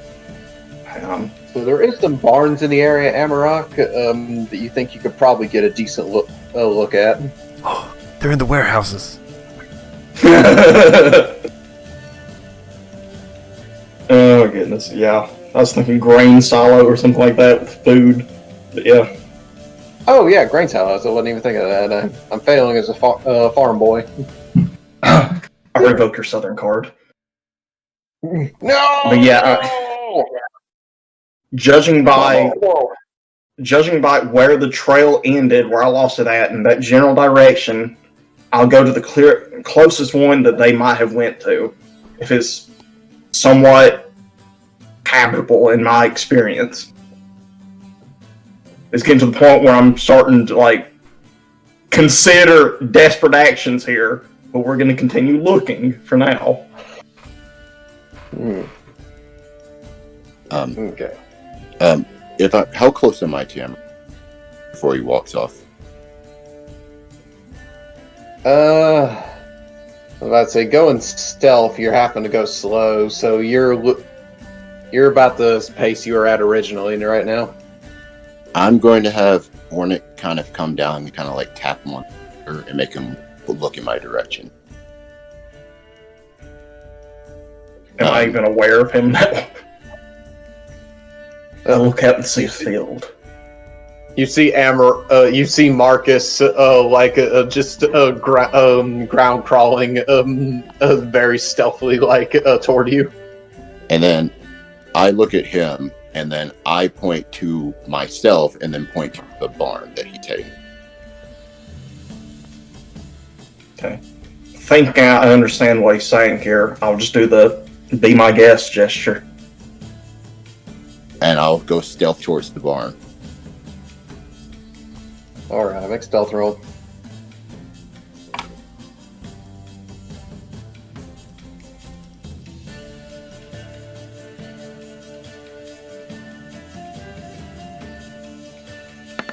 That one, other one.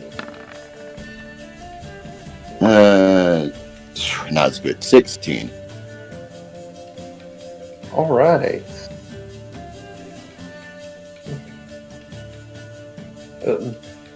You combat crawl your way over there, and you seem to get to the barn. Overall, well, no one seemed to really pay mind to you yet. I'm going to bring Ornick to me, and I'll whisper to Ornick, fly up, look around, see if you can see anyone inside. On the other side, come back to me. Okay. See, Ornick looks around a bit, and after a quick fly around, Ornick doesn't really see anybody. There's a little bit of movement. Ornick hears a little bit of movement inside the barn, and that's about it. Are there any... this is a barn. Are there any windows that I could get to maybe look to see what's inside? There's a balcony on the second floor that you think Ornick could get to. Do I think I could get to it? With an athletics check, probably. I'll leave it up to so you can fly, and I'll just, since he has some basic messages at this point, so I'll leave it up to Ornick. Okay. So Ornick flies up there and comes across this simple barn. Mostly seems to be full of tools and such. And there is someone in the barn. I see the silhouetted figure of someone hunched over a table. And as Ornick flies closer, sees it's an older gentleman. One sitting there with a knife and a piece of wood, as he seems to be sharpening into a steak. And as he does, he tosses it to the side, and you see he toss it into a giant pile of steaks. As you hear him mumbling, "God dang, where beast ain't taking my cows," as he starts sharpening another steak. Okay. If that's all Ornick sees, because Ornick has a higher perception than me, so if that's all Ornick sees, then Ornick will fly back. And his very broken way, I just say How about safe. Can you see through Ornick? I can't remember. I cannot see through Ornick, but that's why I programmed messages into Ornick. So if Ornick doesn't see any danger, he could say something like safe or something like that. Make a perception roll, actually, of Ornick. Okay.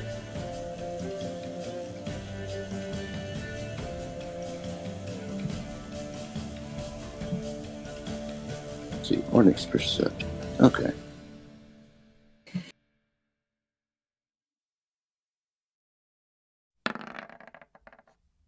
That was almost good. That was almost good.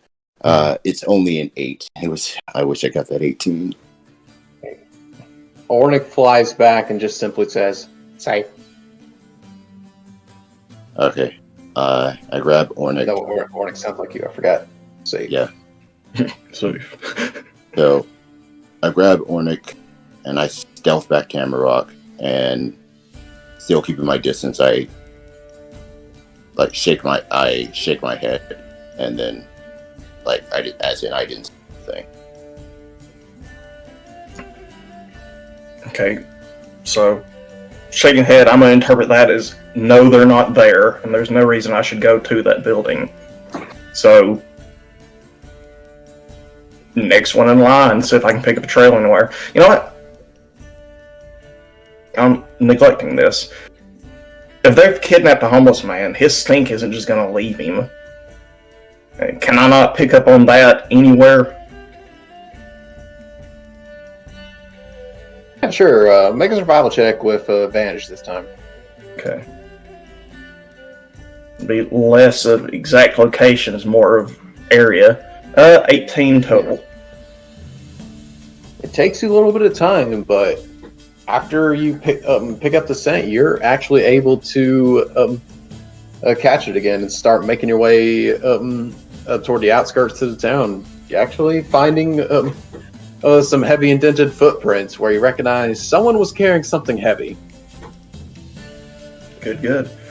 Alright. Picking up the pace. Following that. It's about like a light jog at this point. Just excited. The hunt's begun. Just He's found something. Let's follow. boys, boy. Yeah. I love it. I still try to keep stealth, but I try to follow as closely as I can. So I'm still trying not to draw attention that he has company. They hear me coming too, because it's half plate armor, just chink, chink, chink, chink. Thankfully, it's only one set, but yeah. I will have Ornick fly still high, but follow him at a faster pace in the air. Do I see anything on their horizon? Anything that this could be heading towards? I need a target.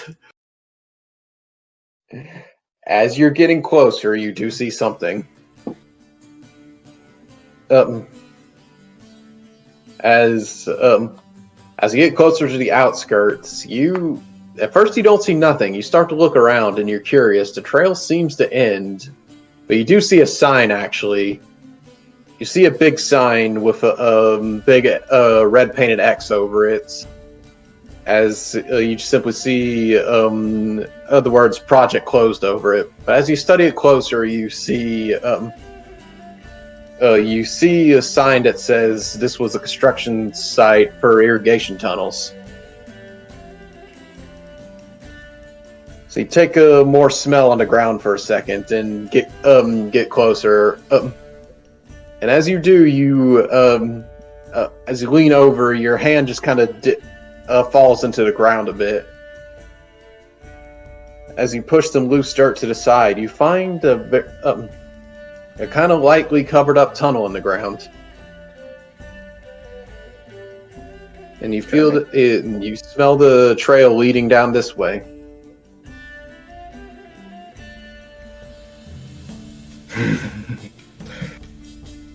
Okay.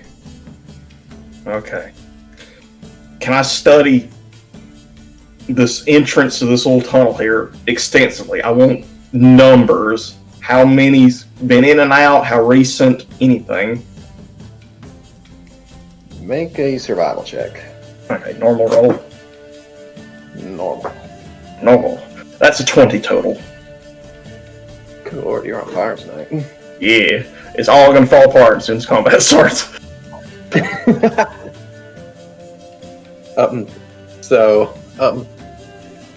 I assume everyone's starting to gather up at this point, but you start to dig out the tunnel a bit more and find it's a decent-sized one that's been dug, actually. Pretty decently well dug as well.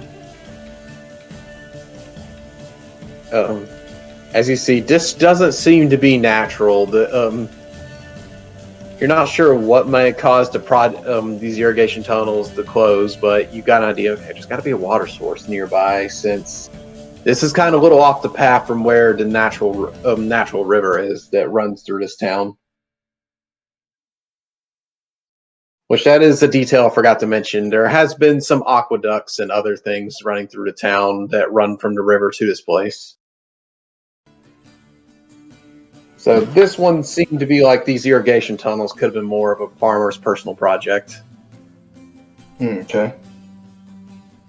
Just to have a more convenient, closer, a bit of water.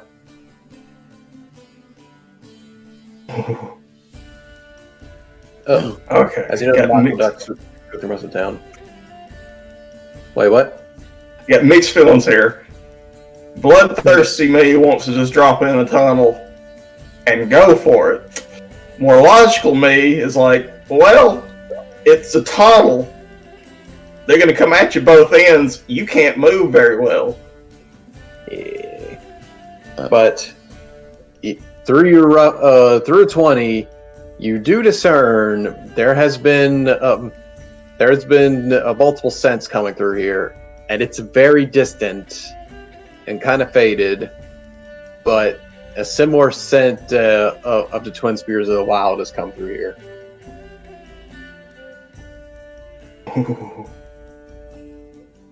Okay. It seems you found his lair. That's interesting. That is interesting. Okay. Okay. Hey, Emerald. And that's when, since you said we gathered, right? Yeah, if I'm sitting there digging on the ground, y'all figured that out. Okay. Emerald, we could use this. We've collapsed tunnels before, and, like, Marcus will open up part of his jacket, and there are, like, 2 sticks of dynamite. I'm not saying we collapse this one, but it's an option. We collapse it, they just dig themselves back out. What if we collapse it on them? Then we have to get to them. We still have to go in the tunnel. I'm not saying that we don't go in. I'm saying that when we get to the other side, potentially stop. We can control where they come from, is what I'm saying. We don't know how many entrances they have, though. True. Well, if we're going to go down here, I say that let me send Ornick ahead of you. I mean, we now know where they are, so let me send Ornick ahead of you to scout out a bit as we're moving forward through the tunnel if we're going to go in here. Okay. Go for it. I'll send Ornick down into the tunnel. Alright. As Ornick goes down into the tunnel, it is a pitch black tunnel. And Ornick has dark vision, right? Yes, 60 feet. Okay. So Ornick can see a little bit. And as Ornick makes his way inside, digging through the loose patches of dirt as it goes, it eventually comes to a little crossroads. As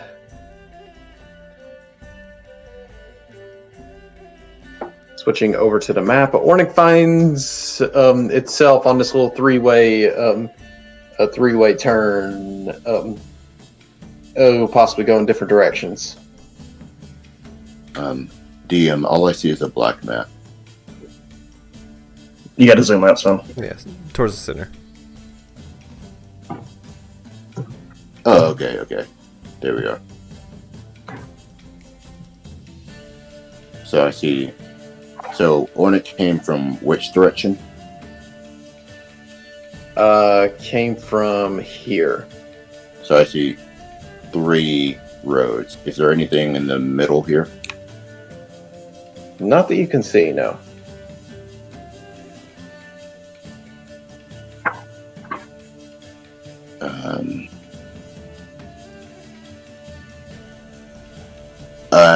Being that that's the situation, Ornick relies on me, so Ornick would probably come back and tell us to follow before making the next decision.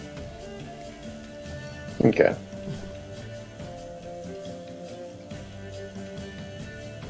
I guess while we get down there, would I be able to see farther? Okay. You can. Okay. Alright, but we will get to that in a second. So all of you go out into the tunnels. If we're dropping down, I'm going to go ahead and transform. Okay. Yeah. When this As I'll inevitably do. hits the fan.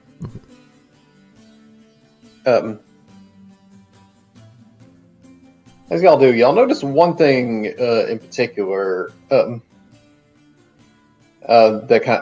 kind of surprises you. The Luna and Amarok, as you're about to go down, you notice a strange sight. A fox actually sitting in the middle of the road, staring at both of you. Oh, like above ground road? Yeah.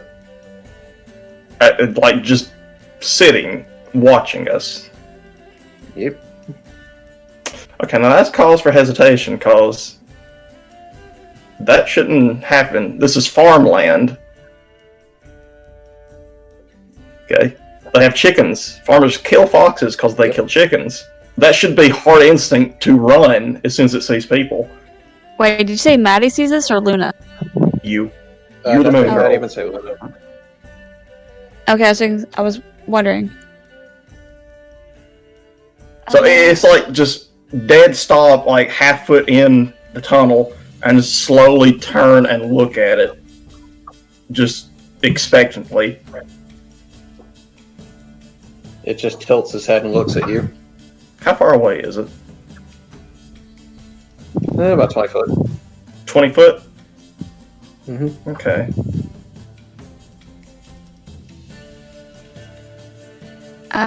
I was looking to I'm see gonna if go I out on a limb here. confused. I'm gonna go out on a limb here and just whisper just to it. You're an odd one, aren't you? Just. Alright. Assuming you can understand me. Thinking that too. What? Yeah, okay. I was thinking that as well. I have no idea what you said. She said, "What does the fox say?" Oh god, yeah. You hush. Okay, just whispering this. Assuming you can understand me, you'd best have a good reason for watching us.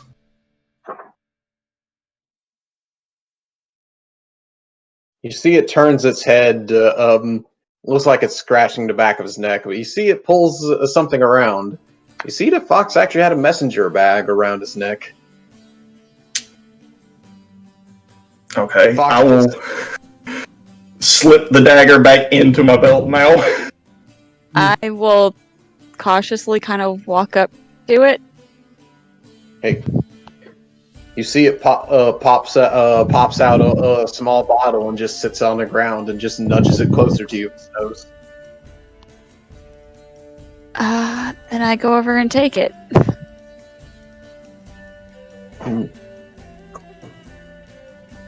The fox just nods to you.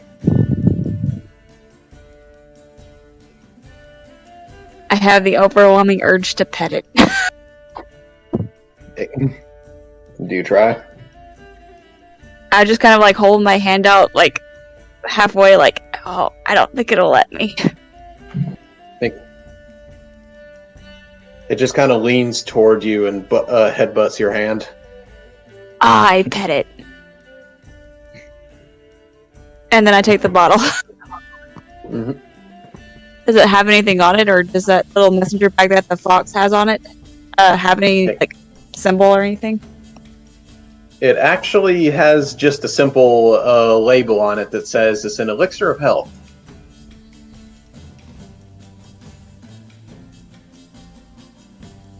An elixir Can of I health? actually confirm that? You see it's written in Elven. Sure, make a what will that be? Make an alchemical tool check with an advantage. Okay, would that just be intelligence? Yeah, with proficiency. Okay, so advantage, and then I'll just be adding +3, whatever this is. Oh, that's terrible. That's 10 plus 3, so 13. As far as you can tell, it seems to be. Okay. I don't even know what any elixir of health does, honestly.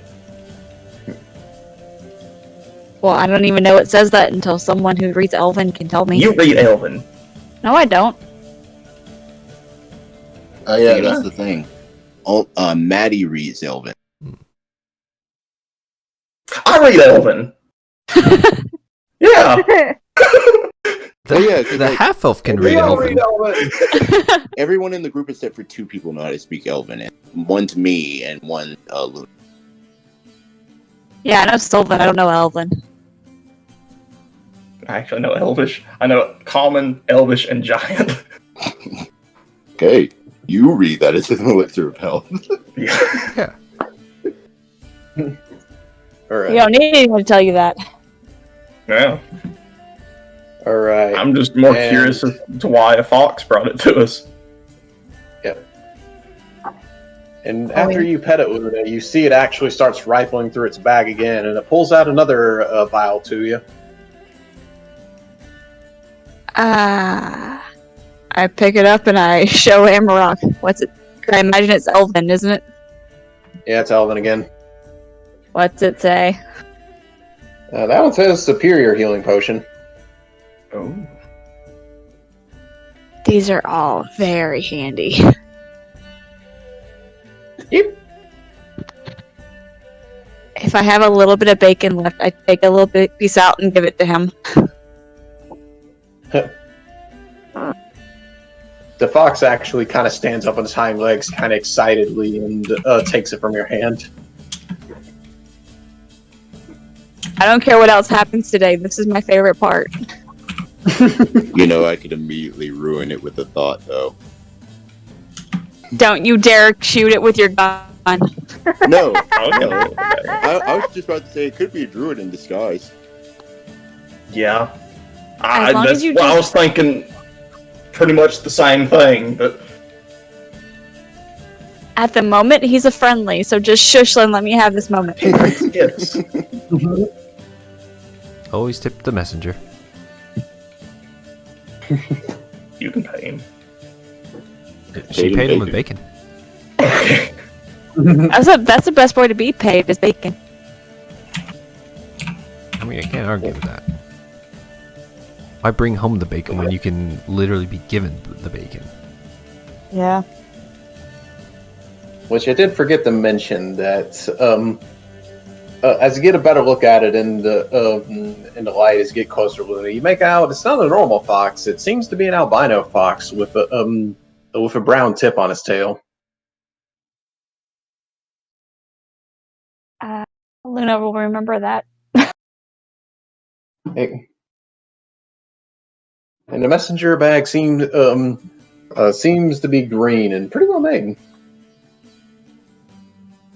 Do I have a feeling this is probably from either someone local who's helping us, or this is from the old lady in the woods? You know, screw it. I've got paper. I'm just gonna jot a note down saying thank you, but a name would be appreciated, and stuff it back into the bag. You try and stuff it in the fox's bag. Yeah. Or From hand it to the before- fox. I take it. No. I snatch the letter away from Emrock before he can try to do that, and then I'll just like turn to the fox and like, "Can we send this note back with you?" The fox just gently takes the note from your hand and sticks it into the bag. An indignant snort from Amarok. Hey, he's being nice, and and she's talking about the fox. He's being nice. Let's be nice back.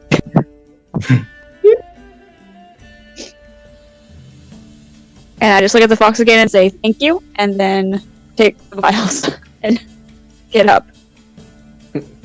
And then I turn around and ask everyone else, does anyone else knows what a elixir of healing is, besides healing?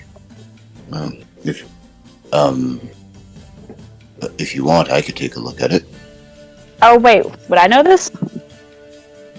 I wouldn't think so. Would I know this? I mean, The player doesn't, but the character might. well, outside of character, inside of character, I have alchemy. Well, Well, yeah. I have medicine. Well, I do so- too. I apparently figured out what it was and figured it is what it is, or says it is, but the player doesn't physically know what it is. Amarok, Marcus, both make history checks. Oh, good.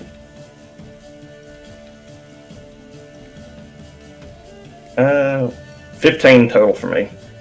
and for me, 15 plus 8. Oh, dang. Yeah, 23. So both of you have an idea with that. It is a rare, hard to get alchemical creation. What it is it's supposed to be a cure-all that can cure any disease or any effect that's currently affecting you, like poison, being blinded, deafened, even paralyzed. That's Well- handy. Well, where did you buy this?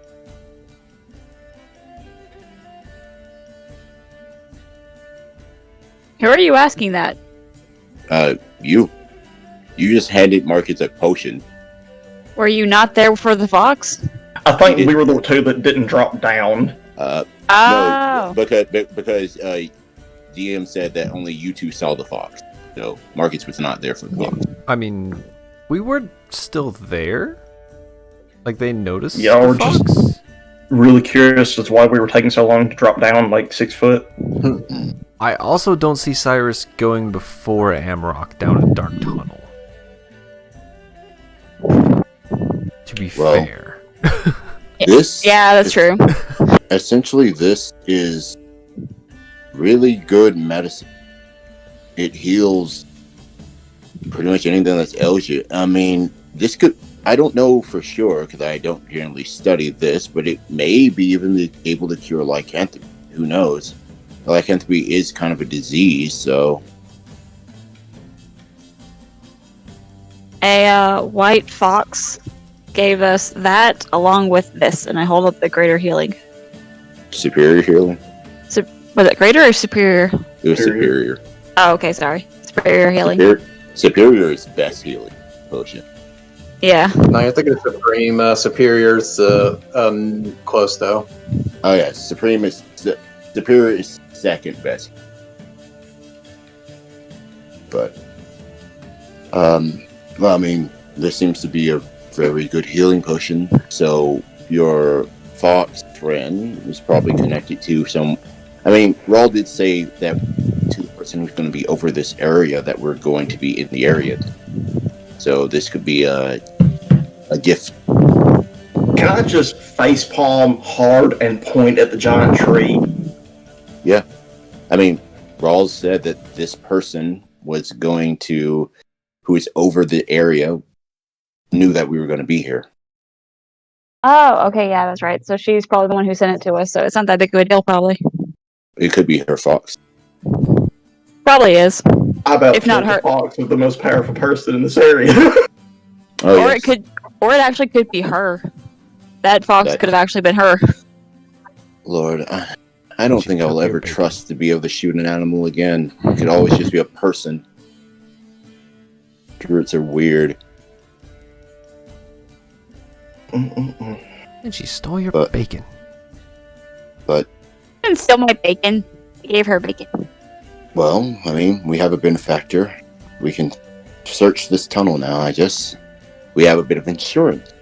But, someone should definitely hold on to this potion, and I point to the elixir of health, because if this works on Lycanthropy, that could be something that really comes in handy.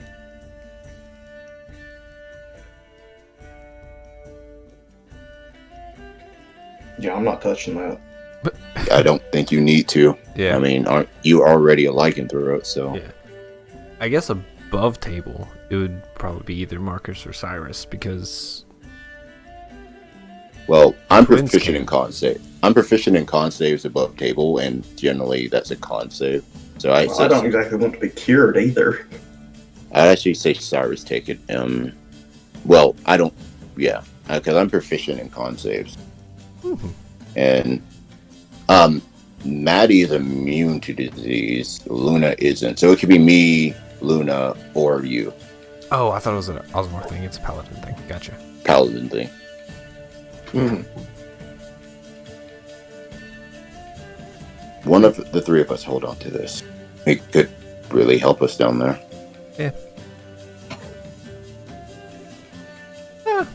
Cyrus will take it. And Luna, can I see that other potion you have for a sec? Sure. I take the potion and I write Luna's name on it, and I show it to her, and I put it in my side belt.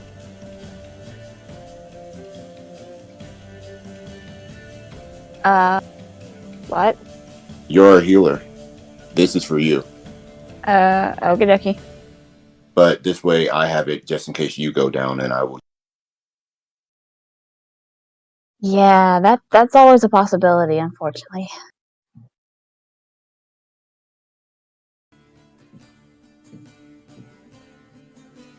Well then, Ornick, lead the way. You seem to be excited about something. We'll follow behind. Well, I can As Ornick also makes his way down. see farther than Ornick as well, so I can also point in directions. So, like, if I can automatically see a dead end, I can tell you.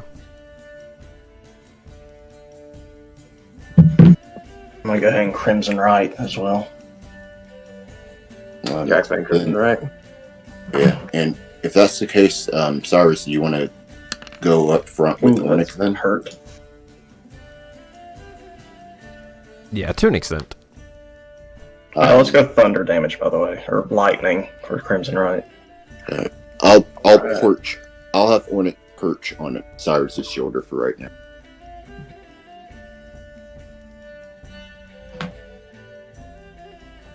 Okay. Well, as all of you make your way to these crossroads, there's 4 possible ways you can go. I mean, 3. Well, 4 back the way it came. I mean, we could run away, yeah. Yeah. Cyrus, The fox blocks your path. can you see anything, Cyrus? I mean, I can only see 60 feet out as well. There seems to be another path along this way. Just kind of like step this way. Okay. Can I still smell the homeless guy?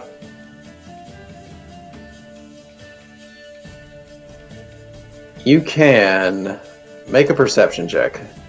Okay, perception. With speed advantage because it's smelling, or is it the normal? Because I can't see a lot at all. I was about to say, it'd be, since it's based on smelling advantage. Okay. That's a 18 total. You smell them, but it's masked in a bunch of other foul odors, but coming from the path to the right, you smell them. Okay. So this path? Mm-hmm. Yeah. Okay. If I smell him that way, I'm assuming they're converting him there. Do I smell the twin spears still, or does he just permeate the whole area? Kind of permeate the whole area. Alright. Assuming he's going to be the one converting too, since he's head honcho. The alpha, if you want to go that far. Shoot. Amarok, I did prepare something magical for you. It's temporary, but being that you seem to be the one who struggles with the dark, I could help you with that for now. You stay there. It may be well lit where we're going, I have no clue, but just in case you don't want to just be following your nose down here, I could help you. I currently have a torch in my hand. Very well. Just let me know. I can allow you to see in the dark. For now, let's just handle this. We'll worry about extras later. Alright. Well, if we're getting it from down here, I don't know what these other paths are, but this person could be in immediate danger, so we should... Is there a wall right here? You see a door above you and a wall, yes. Okay. So an opening there. Do you make us aware of this door? Yeah. Okay. Pretty much I'm pointing out like locales, and I'll actually step towards here. Like just kind of like peeking around the corner, sort of. Okay. And real quick, did you just stop like right here, then turn around? Yeah. Okay. Because pretty much I can still see Amarok. So it's like if he was like pointing in that direction, I can be like, okay, cool.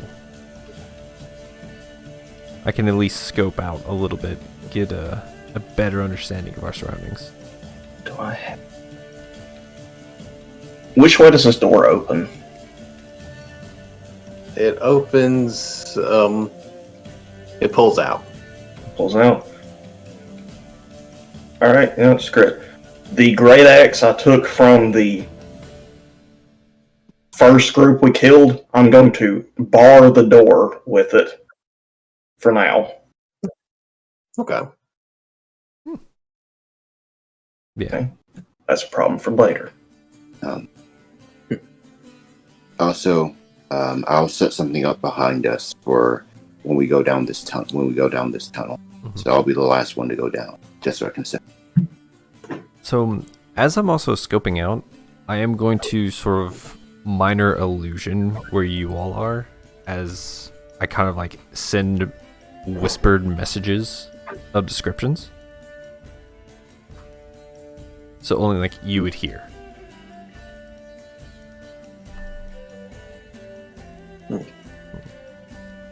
But so you barred this door, correct, Amarok? Yeah.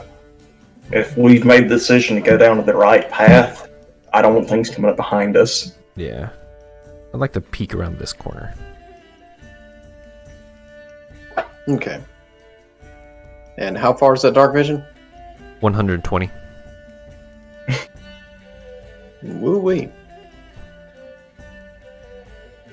Yeah, that's pretty much why I was like, I can look through if Ornyx is 60.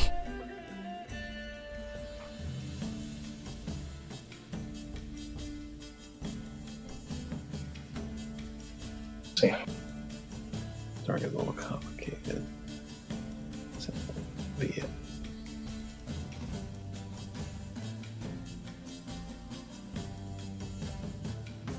But looking through, you can see clean to a wall on the far side. Oh. So yeah, I'll send like a whispered message looks like a bigger room straight ahead. And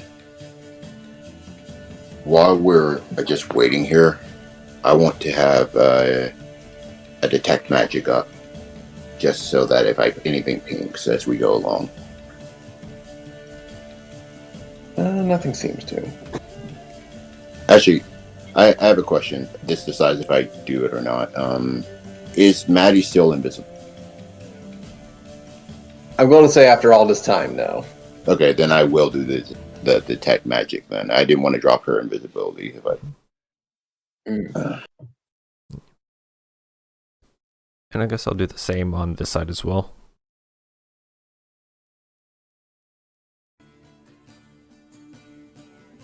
Okay. Alright, so we're going to that side? Yeah. Just to see if it's all the same room. Okay. And as you step there, I need you to make a dex save for me. Okay.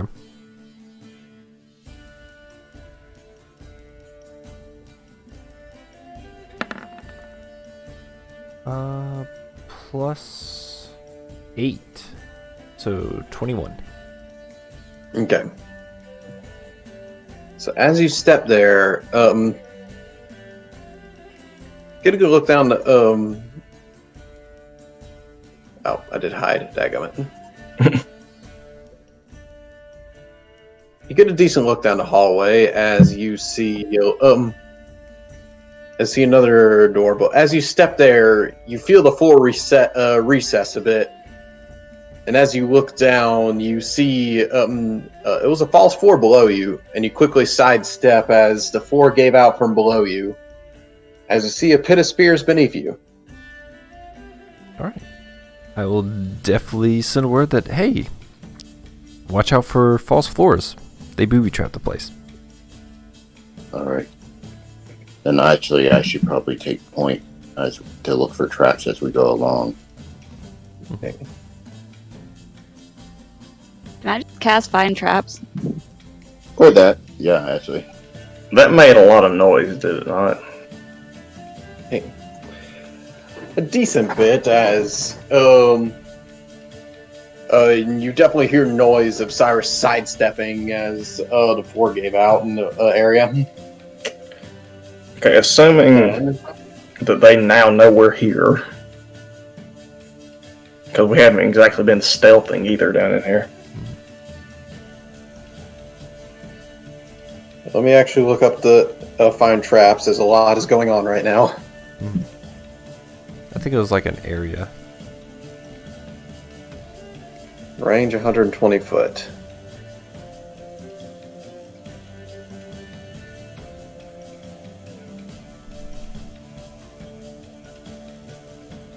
So There was also a room, wasn't it? yeah. Wait, what? It was also in a room, wasn't it? Because I feel like this came up in the mansion area with the cloaker. Yeah. Yeah, it did that. But, Luna, you detected more traps in the direction that Cyrus was going, but the rest of the area to the north and the right of you seem fine.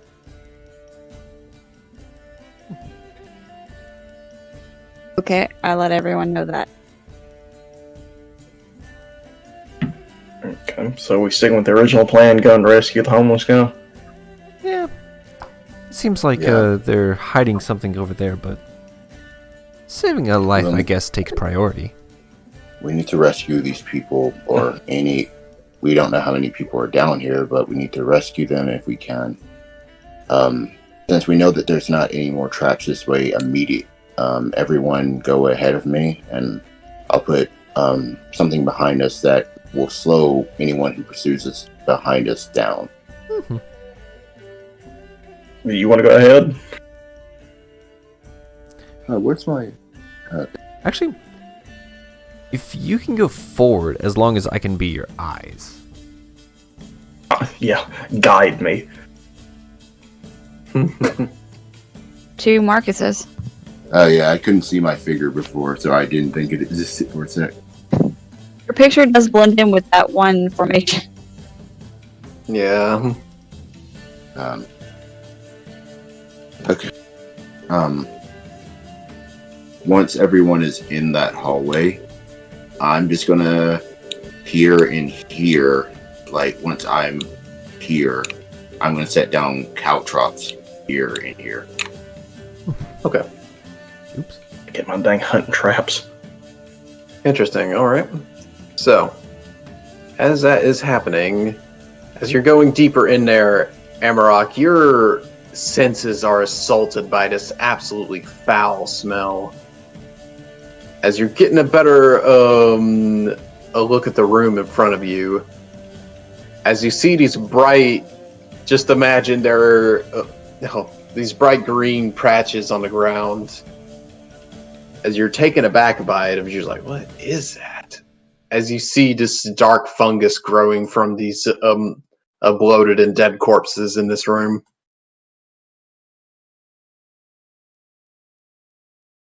Okay. Okay, and there's no sign of life then. They're literally just dead bodies. The bodies aren't moving. I'm gonna go fully into the room here. And assuming torchlight is illuminating this entrance to the tunnel here. There he is.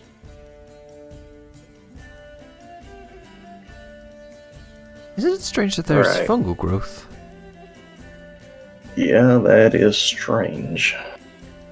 Is there anything odd about the fungus that I can discern that this isn't some normal fungus?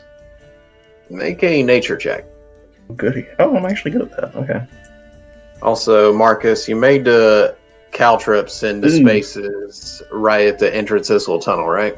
Yeah, when we all get down the tunnel, I put them like here. That Okay, way. Maddie, you gonna... Maddie, were you going to make your way in that tunnel as well? Yeah. No, Maddie's gonna go off on her own. Just solve this whole problem, and we just wander off into the stink pit here. Amarok, do be careful. We have dealt with undead before. I'm not saying you're undead, but I don't like being around But yeah, corpses. Yeah. I got a Come on, they seem 13 like on my fun nature guys. check. When I move to right here, I want to cast Eyes of the Grave. How's it a grave? Nothing undead actually prompts. I got a 13 on my nature check. Okay. I will say my Nothing's joke really again. Hey, they look like fun guys. Yeah. Thank you. I didn't hear what you said. Oh, I heard it before, but it's like Marcus, when he hears a Cyrus playing, kind of just, that didn't happen. Just my Alright. best to give a now's not the time look. Okay. Can I just I do Careful. have something. okay? Tell me. Okay. No. As that is happening, as you get close enough, it just smells rotten. But then suddenly, you just see it explode up in the air. As you see emerging from the patches of it, you see these long snake-like creatures burst forth from it. That's not a thing I like. Oh, Are they that big? Yep. Oh, Oh, God. They're I need I need Amarok, Luna, and Cyrus to make con saves for me. All right. that is a 14 for me. Okay. That is less good for you. I would like to re-roll that Oh no. and Fair. check. Oh no. And I will use my luck die to use that. That's fair. I don't blame you. Okay. So Cyrus is the only one that succeeds. Oh. wait, do I see anyone fail it? Like, do I see this going on? Do I have to see it if I'm good? Yeah, you see it happen, so you... Can we move Maddie to where she is? Because that 5+ could be helpful.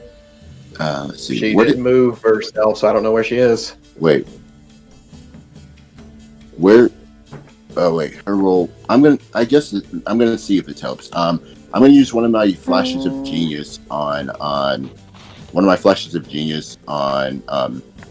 Luna's roll to see if that helps. Okay. What is that? It adds my intelligence modifier to a roll or to a save or a check. Okay. Unfortunately, Luna still does fail, though. I rolled really low. Okay. So each I'll say each of you, Would Cyrus, you don't take any damage, but Luna and Amarok, you took 5 poison damage, and you are currently poisoned for the next minute. Okay. question Don't I about have the resistance to current- poison? Oh yeah, you do. Yeah. Oh yeah, you have that amulet thing. I do not. Question about the current position. Would Maddie have to take, and would they get the bonus? She wasn't there when y'all made the rolls. Yeah. No, I just moved up there. Okay. Yeah. Yeah, that's why I asked. That position's very important. We can't start retroactively doing that. Okay. So wait, what was it total? Okay, it was 5 damage. So you took 2. Amarok took 5. 5, but you still have the... Unless your amulet gave you advantage on the save, you are still poisoned. Oh no, I'm poisoned. I just have resistance to it. Okay, well, yeah. Still less damage. You only took 2. But with that, as both of them landed, they are going to they were going to make sneak attacks on Luna and Amarok. Bring it. I'm in danger. All right, so that is a 23 to hit Amarok, Yep. and for Luna that is a 21. Unfortunately, yes. Okay, so that is 2 more con saves from both of y'all. Love me, them con. Like Said 2 2? each? Just 1 each. Okay. That's an 11. I failed that too. That's 7. You also failed. Yep.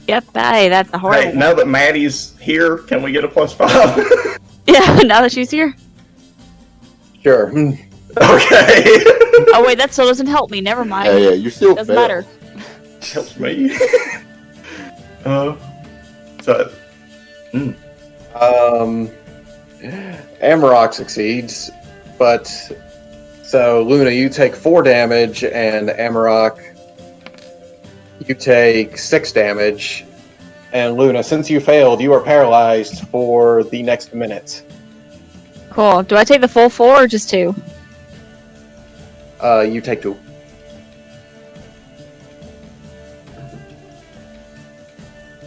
What? You take 2. Okay. And I'm paralyzed. Awesome. Yeah. Alright then. As you see these beasts hissing at you, as they reached out, these tentacles launching forth from their underside of their mouth have reached out and grabbed onto you, and the tentacles are coated in this weird, this dripping liquid that seems to have made your muscles seize up, Luna. Alright. Now, I will need everyone to roll initiative after I clear everyone out real quick. Okay, I'm good to go now. Initiative. There's. I don't know what I hit. Oh yeah, that's good. That's okay. Yep. Yeah, 12. Work. Great.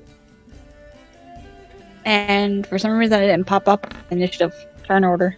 Oh no. Oh no, that's good. That's You can roll a 2. I was about to say, why are you knowing that? haven't figured out colors yet, okay? Well, They hit you, but Yeah. y'all hit back. Okay, so Somebody click on Maddie that she's got a 19 there. Or somebody has to do it because I can do it. adding hers. Luna, did you roll yours? yeah, I roll mine. It didn't register either. It was a 10. Okay, I see it. Yeah, 10. We all go before them. Okay, so literally all of you are going in front of them. So, Marcus. Oh, my God. Okay. I do not want to go loud here because we're being attacked by something. Did they make like noises and stuff when they came out? It was yeah, an they made some explosion of noise. decaying matter. I would assume so. Yeah, okay. Well, I figure that stealth is no longer an option, so I'm going to shoot the one right in front of... Well, I'm going to move here so I can actually see them. But I'm going to shoot the one right in front of Luna. Okay. Go here.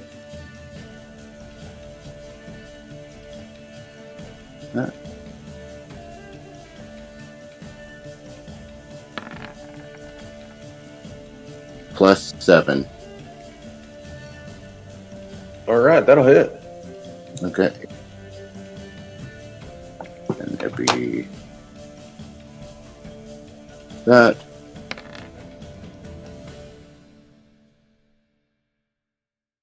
It'll be 10 because +4. Okay, and that's one of your silver bullets, right? Yeah.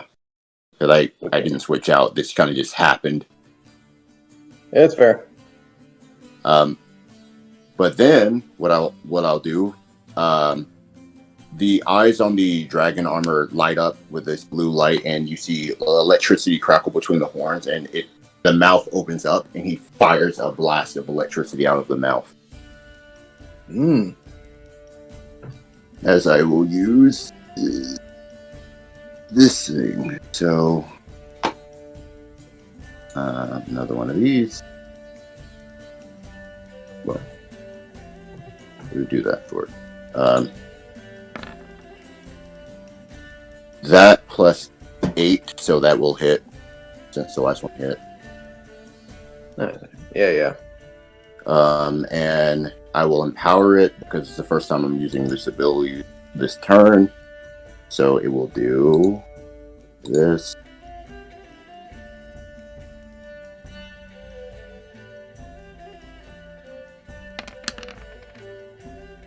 Plus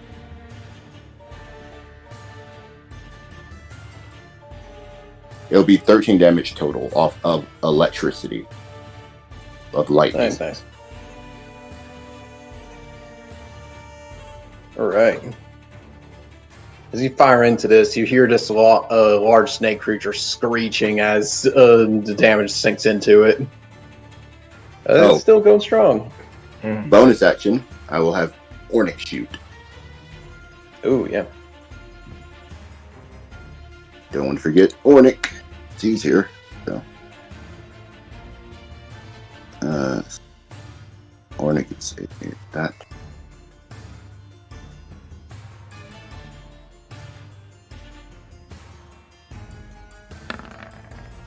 Nah, I doubt it. But that's that's +6, but it's a 3, so I doubt it. Okay. Yeah, will that be an end of your turn, Marcus? Mm-hmm. Alright. End of your turn, Marcus. It is your turn, Amrock. And at the start of your turn, you take 10 points of poison damage. That hurts a lot. Okay. Decisions here. You can make a con save at the end of your turn to see if you break out of the poison. Okay. I'm trying to figure out what I want to do now. Okay, I can say that she's paralyzed, correct? Which I was also thinking in my head. Can you be double double poisoned? Because she was already under a poison condition, so I'm starting to wonder if a different poison condition could affect her. I don't think so. I really don't know. It's different effects, so I think it can.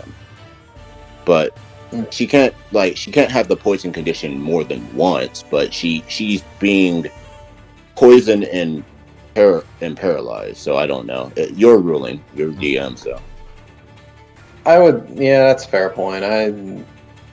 I was debating on my head. I was thinking it worked, but I was just also making sure I wasn't being too rough.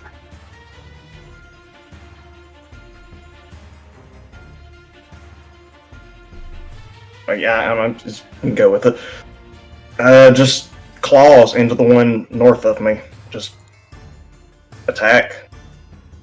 Okay, Alright. 21 to hit. That'll hit. Okay, damage. As soon as that decides to pop for me, 9 total. Okay, second attack, Alright. same target, 18 to hit. That'll hit. Damage 15 total. Nice, Okay. nice. And bonus action, claws again. And what you gonna pop? I think that's what is that? That's a natural 20. Oh, nice. Okay, yeah. I hate not having the dice. Oh dang. Okay, that's numbers. Oh, geez. I don't know what I'm looking at. Plus 8. That's 32 damage total. God Okay. dang. This thing's looking hurt, as angry from everything that just happened. You grab this thing in your hands, and you, with your claws and lightning coursing through it, you nearly rip this thing in half before it wriggles out of your grasp. Your boy's angry. Right, and make a con save to see if you break through the poison. Alright, throw them dice. That's a 7, no. Yeah. You're still poisoned. Yep. Alright then. Oh, would the That being bonus add to it? Maddie's bonus. It's a 12 then. It's still poisoned. Okay. Yeah. It's right around like 15 or so, I'm guessing. Alright, so Because another 12 16 more. passed for me. Okay, so 16 passed? Okay. Mm-hmm. Right then. Maddie, it's your turn.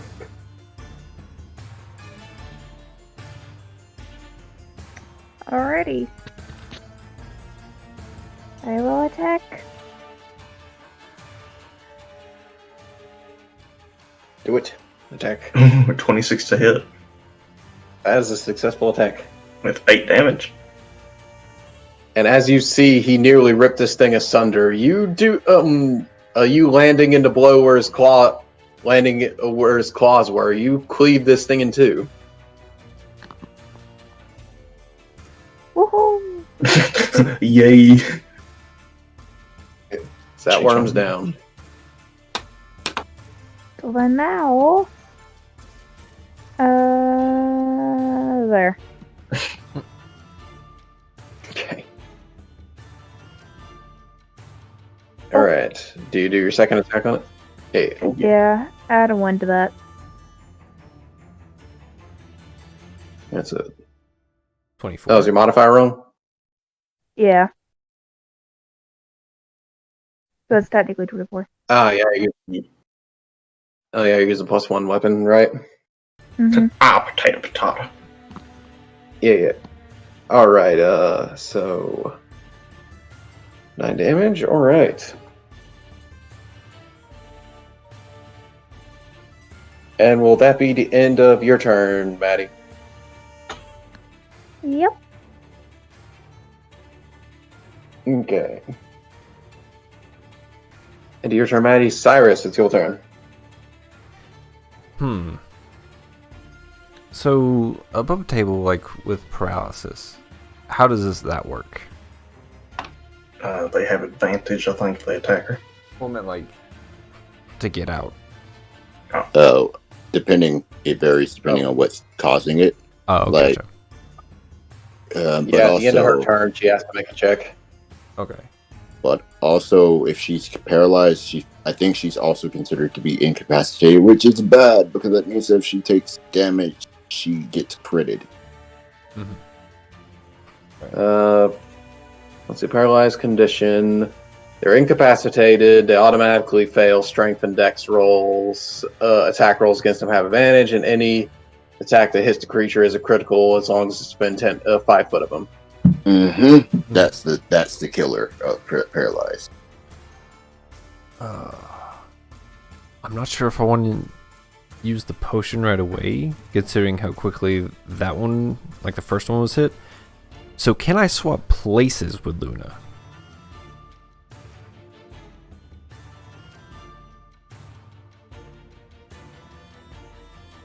I'll say, since it's her stiff body, she's dead weight right now, like, as in trying to carry her around, not that she's useless. But, so I'd say make an athletics check, since Cyrus isn't really the most built individual. Right. I'll say you could use your action to switch places with her if you'd like. Okay. I mean, to be honest, I'm kind of knocked out, so I kind of am dead weight. Yeah. That's a 9. You got -2. Yeah? Actually, hold up. I forgot I have a bonus, so it's a 10. 10. Yeah. Luna doesn't weigh that much. I'll say using your action, you're able to. It takes a lot more effort than you would expect to move her out of the way. But then again, Luna's loaded down with weapons.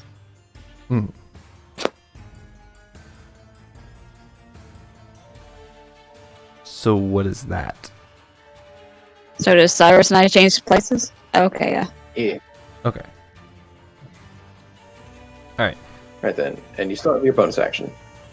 As a bonus action, I'm going to inspire Luna.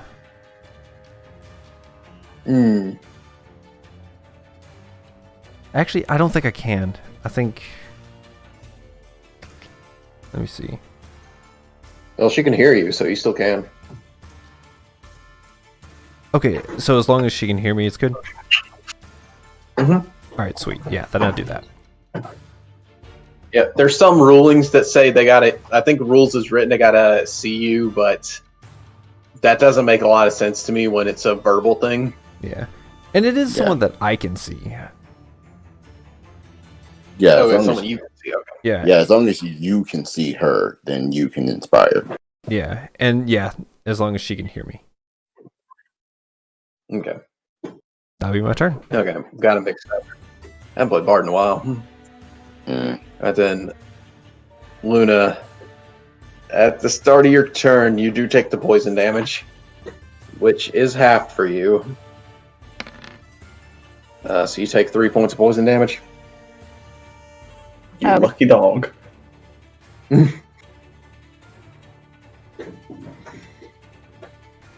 Yeah. Okay. Hey, And do I just go ahead and do a con save? I mean, I can't do anything. I'm still knocked out, right? Yeah. So you got to make 2 con saves. First for the mold poison, second for the paralyzation. Okay. So you break the mold. You're no longer mold poisoned. But are you going to stick with the 12? Yeah, There's the plus inspiration 5 as die. well. So technically, Oh, that'd there's be plus 17. 5. Yeah. Yeah. So Turn your you break aura on. both your points. Yay! I'm not knocked out anymore. Yeah. Yay. I Look, just Cyrus, realized did you throw me? Like, I would imagine it'd probably be like, how did I get to here? Don't ask questions. Oh, so you did it. I did no such thing. It's like you helped me. And that's the end of my turn because I mean, con saves are at the end of my turn, right? Yeah, sadly. I just imagine Yeah, that's Cyrus like holding his rapier, like, you tell no one. I'm not a nice person. Shut up. That's all I wanted to say. Just at the end of my turn, it was just like, you helped me. But unfortunately, you were so this creature's realizing it may be in trouble. It should. So it steps over to dispatch a mold, setting it off. So Amarok, Maddie, and Marcus all need to make con saves for this one. Yay. Hey, that's a 20. Ooh. Oh, that's but I'm +5. Hey, plus 5, yeah. 13. Turn your yellow on. Like 13, but just to make sure I don't get poisoned, I'm going to use a flash of genius. okay. All right. Okay, so none of you take it. So none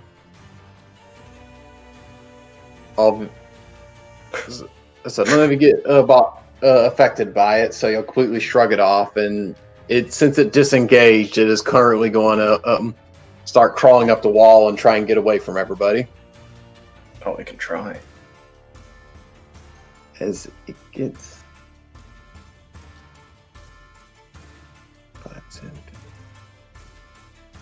It gets right in there along the ceiling, and that'll be the end of his turn. Only we had ranged attacks. Wait, when you oh, it disengaged. Okay, yeah. No one has Sentinel. But if only we had ranged attacks. Yeah.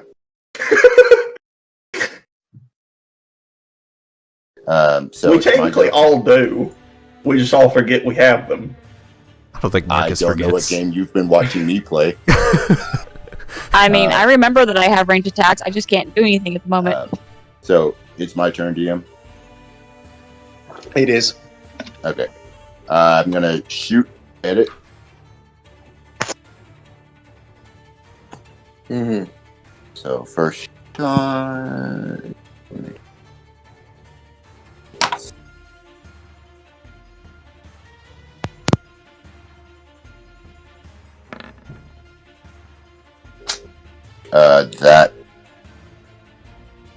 That plus 7, so 12. Yeah, that will not hit, unfortunately. Okay. Then I'm gonna fire another blast of lightning out of my mouth. Mm-hmm.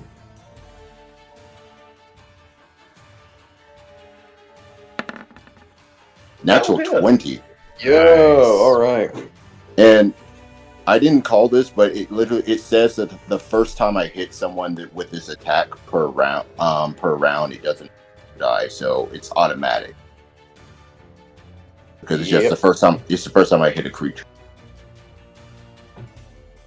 Yeah, So- it's gonna be a lot. So it'll be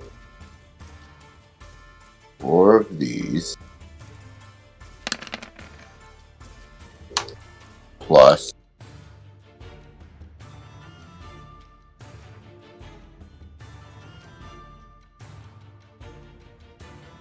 14 damage already, daggum. Yeah. it'll be 18 total damage. Well, no, 15. No, it's plus 5. It's 19. 19? Total. 19 total damage Okay. of lightning. As able to barely dodge a bullet, you just send out a blast out of the dragon's mouth at it, and it courses into this creature. Lightning does not seem to be its friend tonight. Then let's see if Orna can hit it. Okay.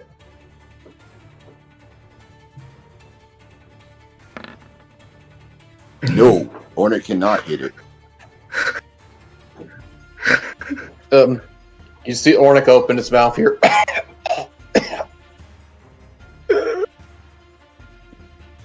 As it just man. kind of twitches a bit. You do not like boggy areas, Dren. It's not been your night. He's a little bogged down. That's my go. Well, actually, I'm gonna move here because I don't want to get in the way. So I'm gonna like there. Where exactly do you step though as you move? I can move through my allies. So I'm just gonna follow this clear path here. Let me. Okay. I was here. I was here. So here. Okay, that's what matters. Just make sure. We're being Oh no! I careful saw to avoid the it. hole. I saw it step on the green stuff and loaded. Okay. Yeah, just in case. Yeah, you get in a hurry, make a mistake sometimes. Alright, that'll be into Marcus's turn. Amarok, it's your turn. All right. So, just looking haggard at this point, like producing so much spit, you're about to throw up and everything. I'm just going to run 5, 10, and then high jump and try to rip it off the wall. Okay. With being athletics, Athletic check. Yeah. and I am still poisoned, so this is a normal roll, correct?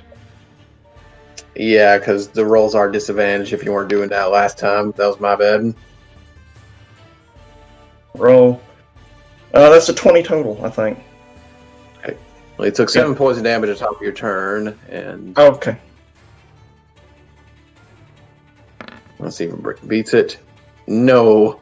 As you grab the worm by the tail and nearly Tex Avery style slam it onto the ground. All right. As it takes 3 points of damage. Okay. And I'm just gonna continue to hold on to it. Well, I don't know. Would that be grapple? Pinned? What am I doing? Well, you're just pulling it down. I didn't feel like you were just, fully grappling it. I just felt like it was just rip it down. Okay, yeah. I'm assuming that's gonna be my action, though, correct? Yeah. Yeah. So that's Alright. that's it for me then. Alright, make a con save for me. Okay. That's a 16. Alright, you have beaten that poison as well. Yay. Maddie. Come back here. Avoid the green. Avoid the green. Yeah. I'm stuck. You got your lightning javelin. Or holy... whatever it is. Dread Slayer.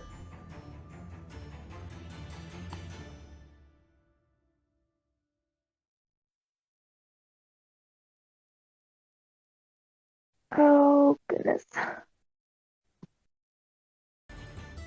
Forgot how much that javelin.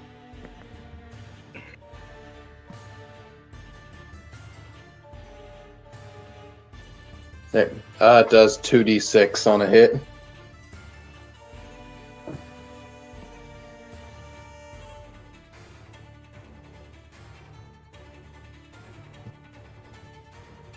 I say it's a ranged spell attack that does 2d6 on a hit radiant. And it's still a modifier, right? Plus 7? It is a throwing weapon, I think. Or, I don't know. Imagine Well- I have no idea. Well, Or if it's a be throwing dead. weapon, you can use. If It's a first level throwing- spell. I was about to say, so it's scale. You'd actually have a plus 8 to throw it.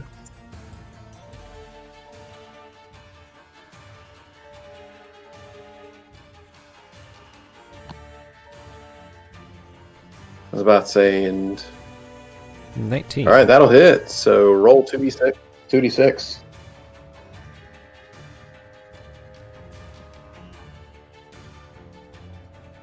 Ah, 3. All right, 3. That's actually what she needed. Oh, Sweet. As I you, helped. as you slam into, as you gather up the holy energy and a spear of light, you chuck it at it. As it slams into him, you see a small burst in a 5-foot area around it as it just melts in the holy light. As another one's down. Okay. Cool. So, Don't touch the green stuff. what even were those things? Disgusting. They're just grubs. I just try to have a glance around the room. Do I see anything in this room beyond this fungus? Not really. It didn't seem like there was a whole lot to this room, except for it seemed to be some kind of refuse pile. Okay. You noticed So, there wasn't a whole lot of refuse even left. You noticed there was some bones, but not a lot of them. and Hamrock's okay. over there dry heaving in the corner. Emmerich, how solid are you? You got pretty banged up there. Just wiping spit from my mouth and just thumbs up. Not saying a word. I can't do anything about the nausea, but if you need a little healing, I can give you something. Just do like the hit me with it gesture. Okay. I'm going to stick him with a syringe and cast Cure Wounds.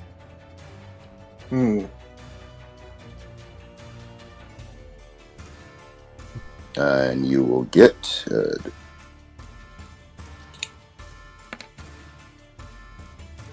7 plus 12. You'll get 12 total. I was about to the point where I was going to have to start deciding if y'all were friends or foes or not. Oh, okay. Yeah. It got bad really quick. Okay. Yeah. Well, stealth is no longer an option anymore. They definitely heard this. So, And because of that, I'm just gonna walk over here. Yeah. wait, before you go in, there could be trapped. Squishy. Why? Luna. As you get in, you see a sight that kind of surprises you. As you hear someone yell, "Hey, hey, hey, hey, you, come over here!" As you get a look in the room, and you see there's another room in here, an actual barred room. Surprising enough, as you see this jail cell there with 3 individuals in it, 3 really rugged-looking homeless guys that you all see have scars through their hands. Just like, hey, you got anything to eat? Natty. Alright. Look at that. I think we'll just pick up there next week. That works. As always, thank you all so much for watching, and we'll see you next time.